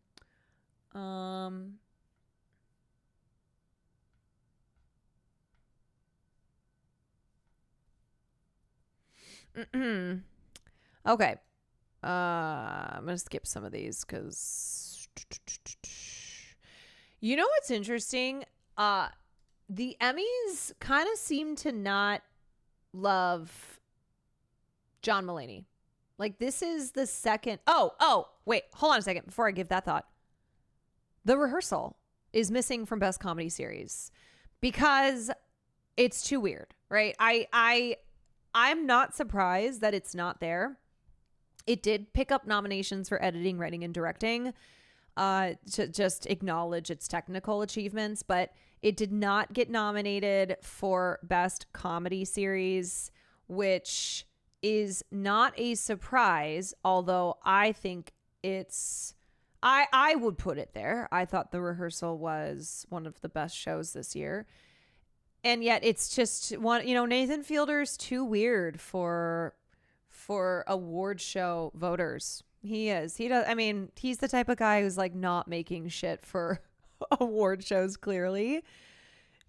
But yeah, that was one that I was not surprised, but was like, yeah, classic. Last Week Tonight with John Oliver is in Best Scripted Variety Series because that was a change. That was like an Emmys change from last year. I have not seen John Mulaney's show, but this is like year 2. I think it's the second season that he's not gotten any love for it, so I don't know. Okay, Best Actor in a Drama Series. This one, I'm gonna be so for real. Hadn't even heard this show. Sterling K. Brown in Paradise. Sterling is great, so I'm sure he's great in this, but like I hadn't seen this at all. Gary Oldman's Slow Horses. This is interesting. I've actually been watching Slow Horses. I think this is a show that's been picking up steam as it has gone on. So one of those shows that people, for the most part, are probably like, haven't seen it or like haven't even heard about it, but is kind of as it gets into, as it keeps going, is starting to get more recognition. So Gary Oldman picked up for that one, and then it also got a best drama series. Pedro Pascal, The Last of Us. Can I be so for real? Okay. Spoilers. Hi. If you don't know, mute for like 30 seconds and don't look at chat. I'm sorry. I love Pedro. He is in like 2 episodes of season 2. And I just think, without even having seen season 2 of Last of Us, that it got too many nominations. I'm going to be so for real. And this is a major category. Best actor in a drama series. Best 1.5. Yeah, 1.5 episodes. Which is the video game, if you've played the second game. That's crazy to me. I'm sorry. This is like clearly just, we love Pedro Pascal, which okay, a lot of people do. I love Pedro Pascal, would not have put his ass in this category. No way. Haven't seen Sterling, so I can't speak to this. Gary, I think he's great. Adam Scott in Severance. Yep. Noah Wiley in The Pit. Love to see it. But this is one where I just can't, I can't believe that Pedro is in the category. Okay. Anyway, best actress in a drama series. Kathy Bates in Matlock. She's the oldest nominated actress now. Sharon Horgan in Bad Sisters. I actually really love this show. The fact that neither Stellan Skarsgård or Diego Luna didn't get a nod for this is criminal. Yes, I already said at the top of the Emmys coverage that my sympathies go to you Andor fans who I know are not happy to see multiple acting performances from Andor get not recognized. Also, I think the showrunner said something as well. Also, none of the women in for best actress. Britt Lower, Severance. Bella Ramsey, The Last of Us. Again, I haven't seen.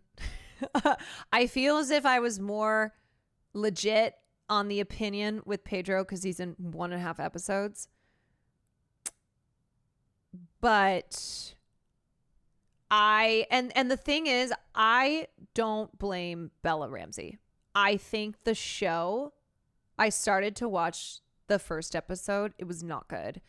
And I think it's a lot of the elements of the show fell the fuck off. And so this is not like Bella's fault. You know, when the writing is bad, there's nothing you can really do.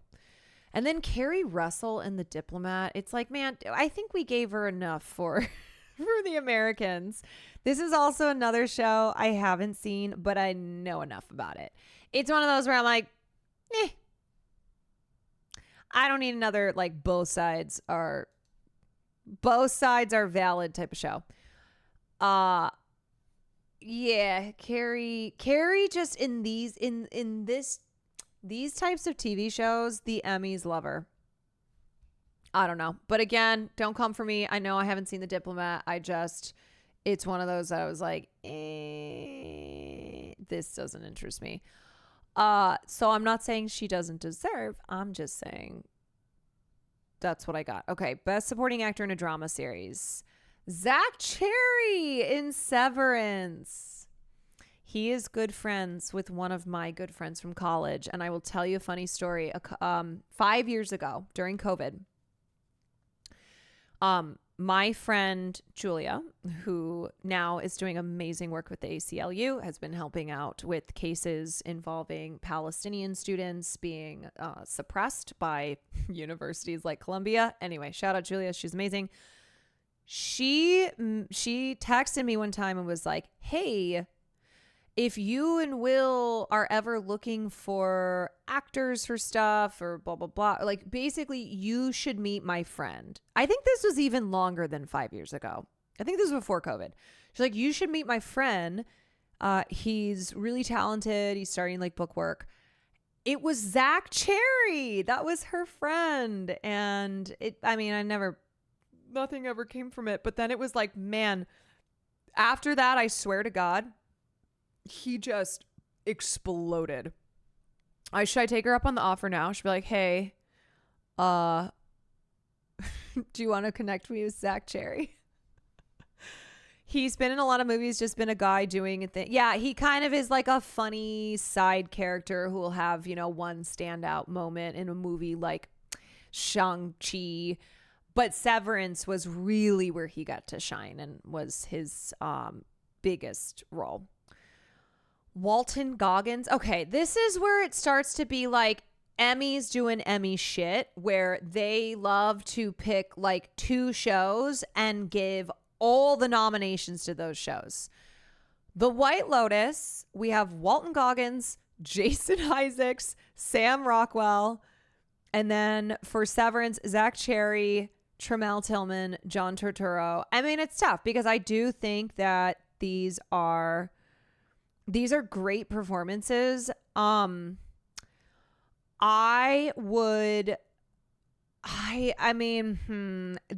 Sam Rockwell one's a little bit like, is this more of a guest actor, right? Would we call this a guest actor versus supporting? This is kind of where you get into category. And then how is like Walton Goggins supporting? So who's the lead? Like who would then be lead in this? No one, right? Like, is that how it goes? That they just have them all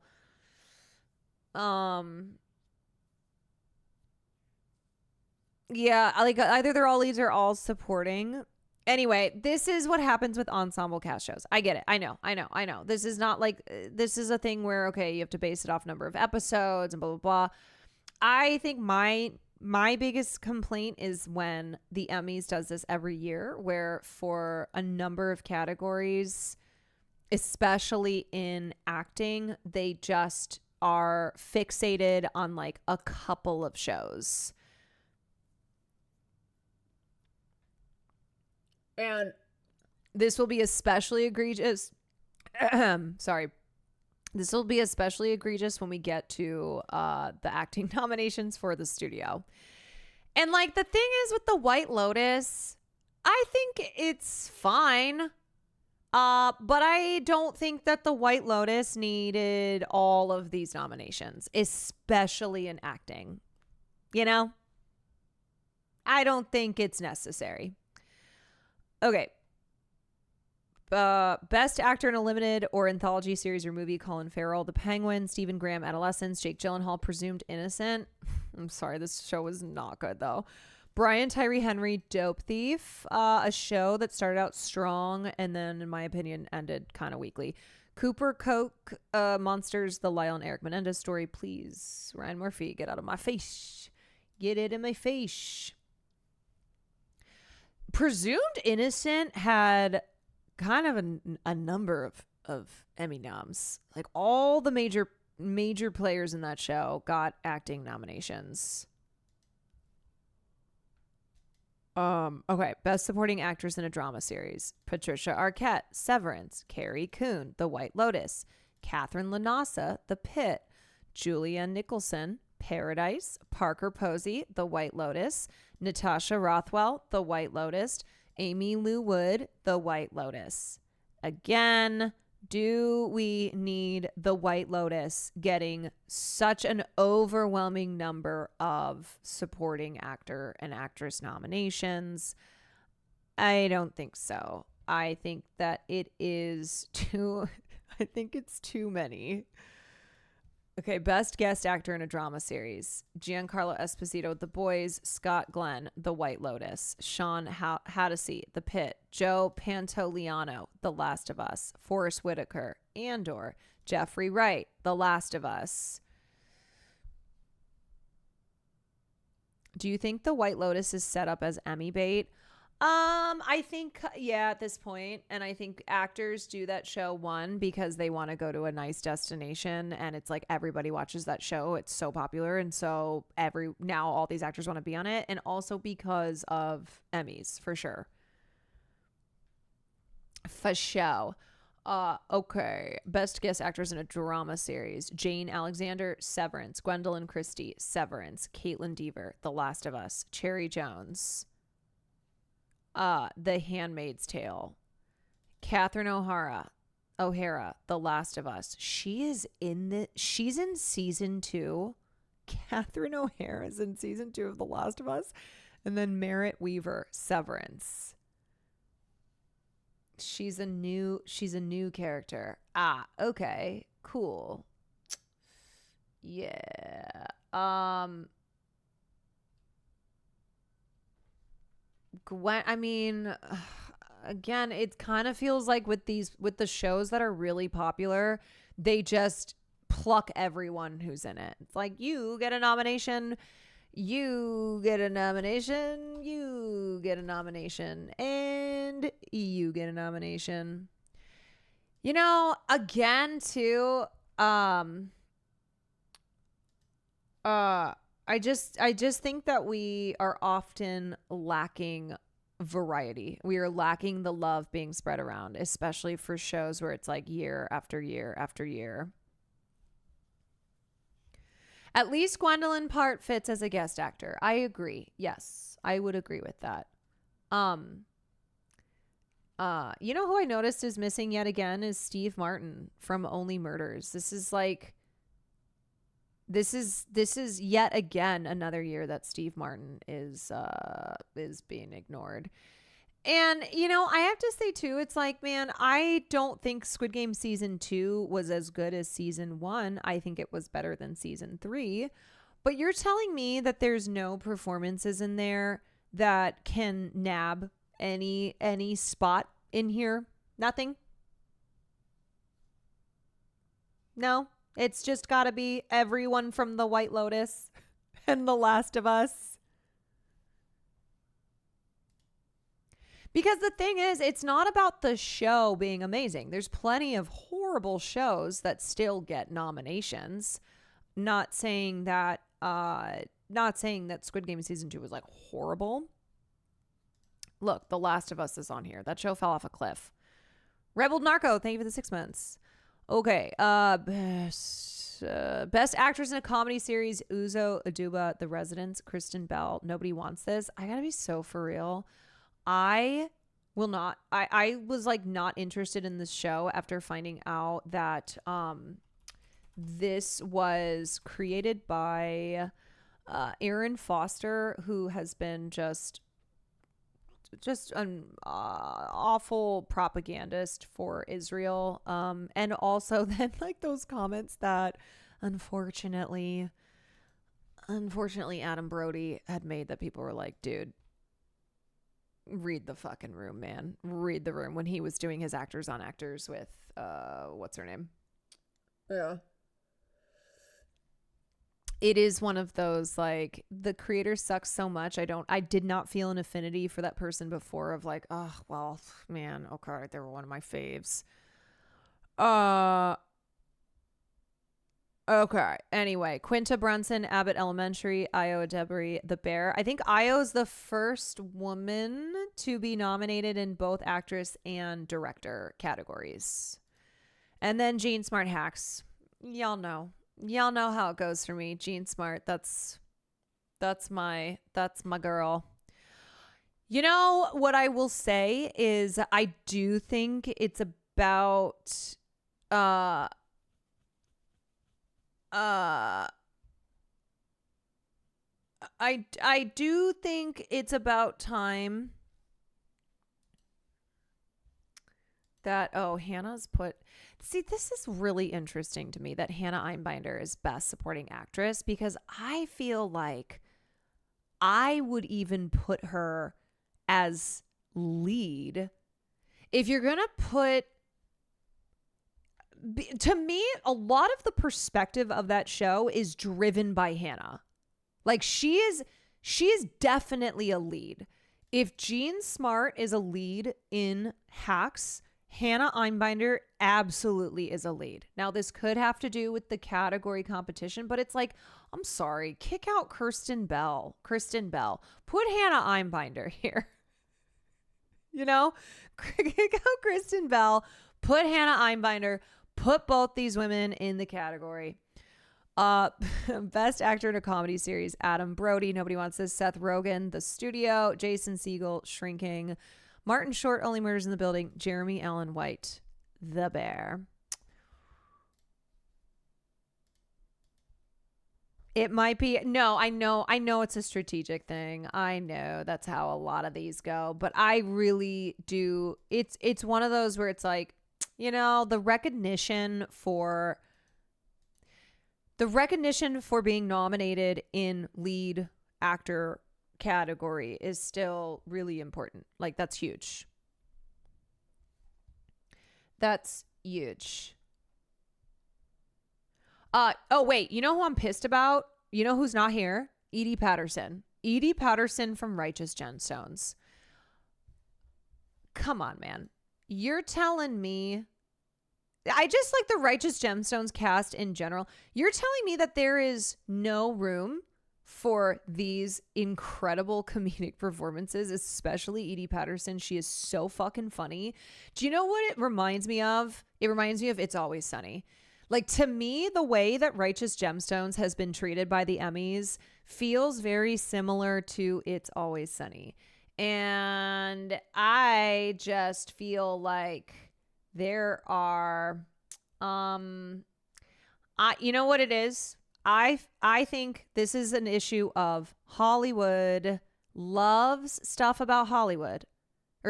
Hollywood loves satire as long as it's about Hollywood. So they love Hacks, they love The Studio, but something like Righteous Gemstones, they just, it doesn't appeal to voters. They don't obsess over it the way that they do a show like The Studio.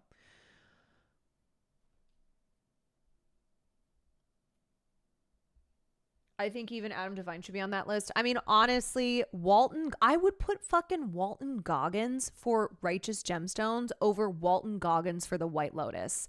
I gotta keep it a buck. Walton Goggins in The White Lotus isn't even like one of the better performances of that show. Like, his character actually is shitty now that I've had enough time to look back on it. But like, Baby Billy, Uncle Baby Billy, come on. Just a character alone named Uncle Baby Billy.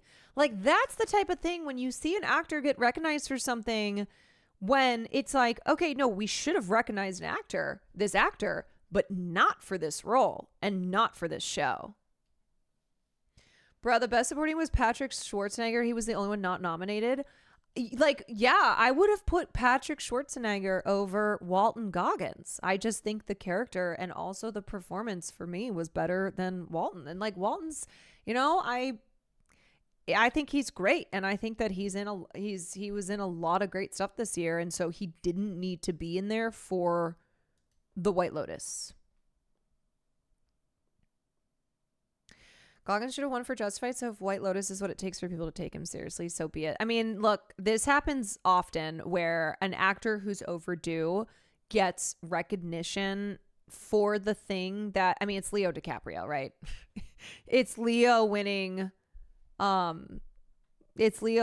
for The Revenant. It just happens where award shows will be like, yeah, you know what? We love this person and they are overdue, so we're going to give them we're going to give him this one. Wait, The Revenant was not good. No, what it is like The Revenant was not the thing that Leo should have won his Oscar for. Yeah, perfect example. Jamie Lee Curtis winning over Stephanie Hsu. I am never going to be over that. Never going to be over that. Okay, Best Supporting Actor in a Comedy Series. Ike Barinholtz, The Studio. Coleman Domingo, The Four Seasons. This is another example of a show or like something that Coleman Domingo's in that's really not that great, but he's so good. Coleman is so good that whether it's Rustin, that fuck-ass Obama-produced film for Netflix, or The Four Seasons, you can't help but to not, you have to recognize him because he's so good. He won't win. This is what sucks, right? Like when he was nominated for Rustin, it was very much he will not win, even though he's incredible, but he shouldn't. But like also the movie sucked. So it's kind of one of those like, Coleman needs to get his Oscar. He needs to get his Emmys, like all the awards, but he just keeps being in projects that are not worthy of him. Like Sing Sing, amazing. Sing Sing, such a beautiful film. But yeah, Coleman is he just rises above the material. That's how good he is. That like the material can suck ass and he just elevates everything. Harrison Ford, Shrinking, Jeff Hiller, Somebody Somewhere. This was actually a surprise to see Jeff Hiller get nominated here. Ebon Moss-Bachrach for The Bear, Michael Urie, Shrinking, Bowen Yang, Saturday Night Live. In case you're like, wait, what? Saturday Night Live can be nominated in the same category as non-sketch shows? Hi. Okay, wait. Do you agree with me on this? Hello. Do you agree with me on this? So, would you give Walton Goggins a nomination? So the Emmy nomination just came out. Would you nominate him for The Righteous Gemstones over White Lotus? Fuck no. You would... Wait, what? No, hell no. You hated The White Lotus. He was incredible in White Lotus, though. He was the only thing that worked. You did not like that storyline. Are you... No, but he was rad. That one conversation he had with Sam, what's his fuck? Sam Rockwell. Yeah, you despise the character. No. I like the character. I just didn't like this season. No, you literally hated what I remember you bitching about it. The ending was bullshit. But that wasn't Walton Goggins' fault. That was bad writing. Walton Goggins. You were meant to prove my point. Wow, okay. Actually, you know what, right? Baby Billy, that's my guy. That's what I'm like literally am so shocked.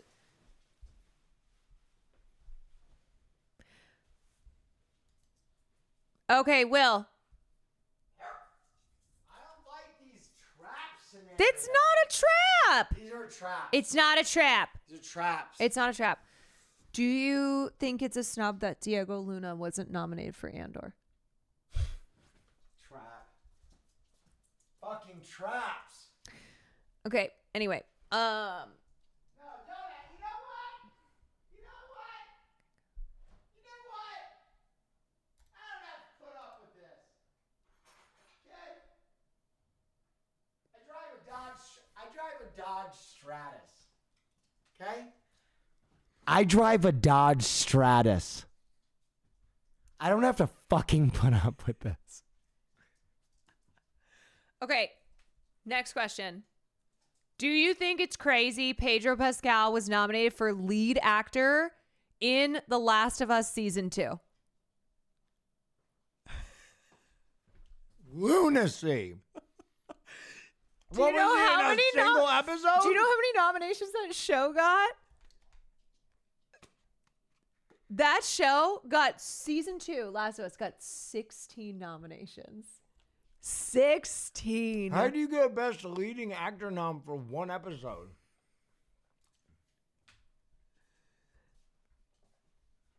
That's what I said. The supporting snubs for me were the really egregious thing about Andor actor NOMS. You should have a conversation with Will Neff about it. Okay, wait. What was I going to say here? Best supporting actor. What were my thoughts? Yeah, again, I would have thrown in someone from Righteous Gemstones. I would have been like, hey.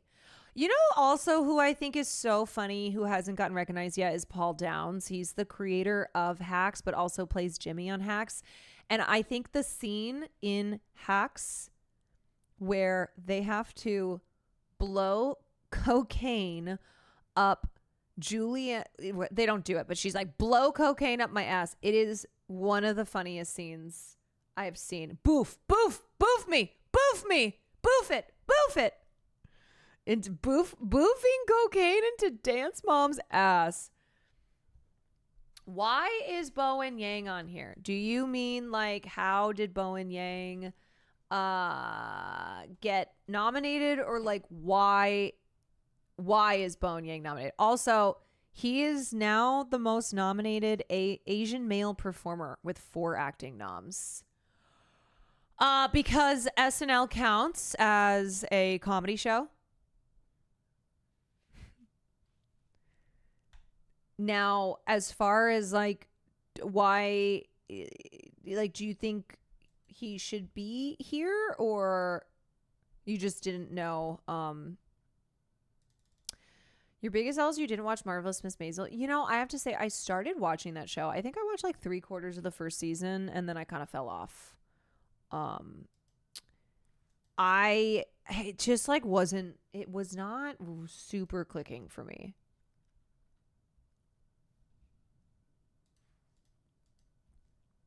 Okay. Anyway, if you're wondering, like, how is Saturday Night Live here? Because it's a scripted comedy series, even though it's a sketch show.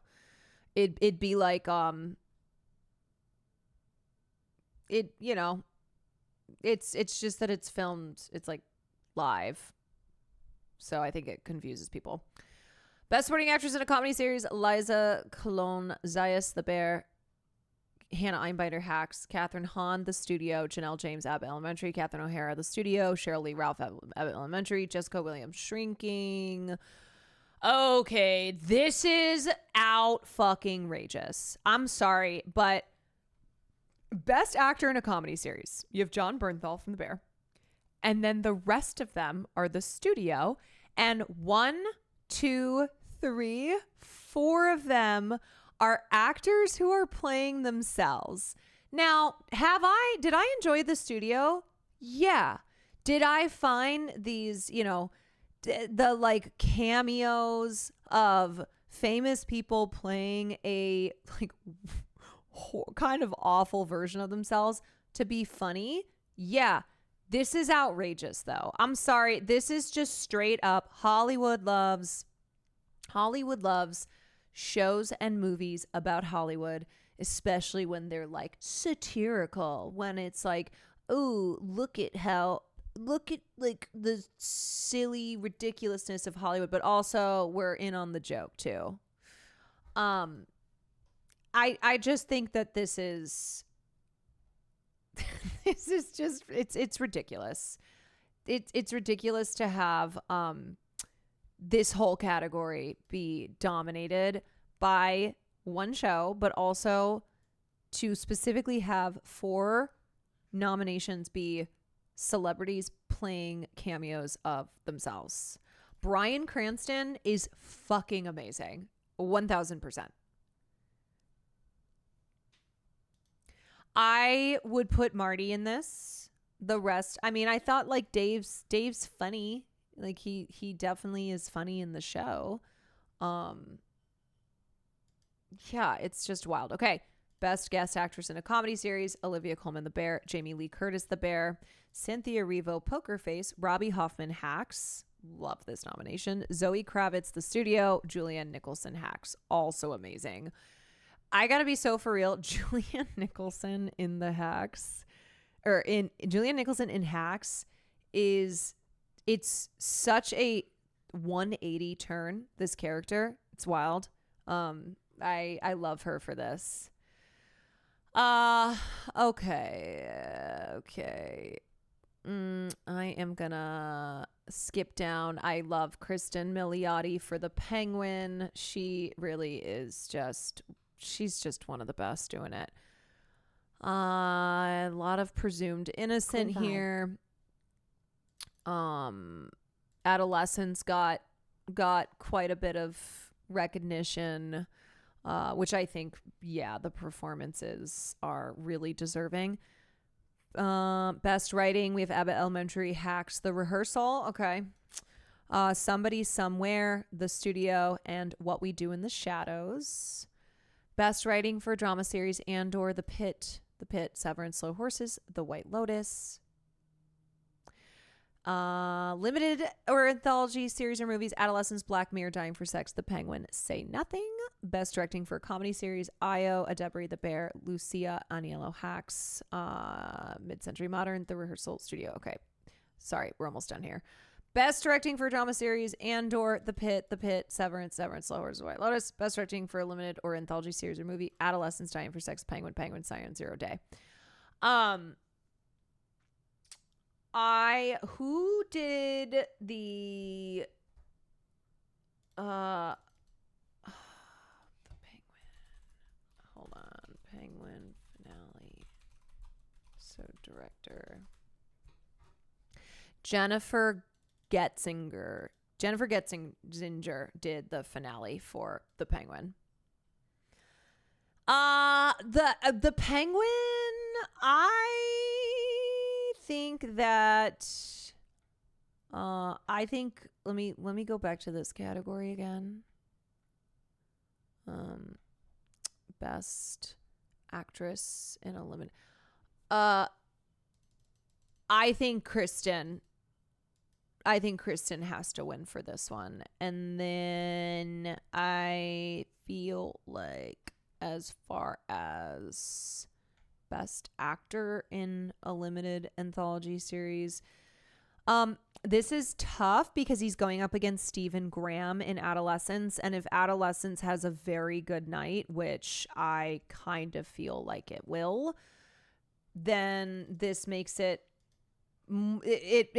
basically Adolescence having a good night is better for Stephen Graham, of course, who plays the father in Adolescence. I could see this just like cleaning up in the performance categories.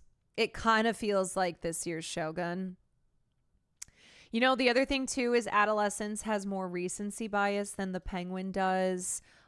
It just also is a show that I'm not saying that the performances are not a big part of the Penguin, but because Adolescence is shot each episode as a one shot, which means that so much is about nailing the performance in that take. Like when you shoot as a one shot, you can only get a couple takes in a day. That's the kind of stuff too that voters are just like so obsessed with. And it is current topic wise. Now we saw that with shows like Handmaid's Tale and Squid Game, voters kind of went, nope, too close to home. But I think Adolescence could be the one that is topical, is relevant, but not in a way where voters they're like, no, keep me away from it. It could be this year's Baby Reindeer. Red Vipers, thank you for the 7 months. Gracious Plague, thank you for the 35 months. Okay, you guys. So I need to go. I need to leave. I gotta go. It's 10:30 and I am cooked, but I wanted to stream and I have things that I didn't get to. Namely, I wanted to talk about Andrea GIBSON, who passed away. She was they were friends with Tig Notaro. And if you remember, Tig did that documentary that's coming out this year called Come See Me in the Good Light. And it is about It is about Andrea Gibson, who was a very good friend of Tig Notaro, who was battling ovarian cancer, and more importantly, though, was an amazing poet. Really popularized the spoken word, like mastered spoken word poetry. And anyway, so I had a little tribute stuff planned, but I think I'll do that next time I stream. But that's what Tig was talking about on the carpet at the podcast award show, if you remember. Yeah, so we'll take a look at on Andrea's life and work, and look at some of her. I saw a lot of poetry come out and posts about her passing. Yeah, she was pretty notable, especially because this documentary is coming out, and you know, it was buzzy at Sundance when it debuted, and so I'm sure people will be trying to make sure that they see it. I'm sorry.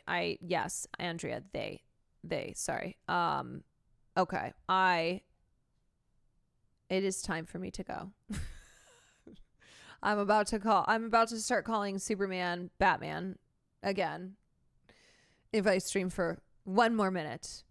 Thank you for 3 streams. You're welcome. The other 2 I feel don't really count, but they have made me very tired. But yeah, thanks for joining, y'all. Thank you. I will hopefully see you tomorrow. I have another long day. Tomorrow, but I would like to try and stream at night again if I can.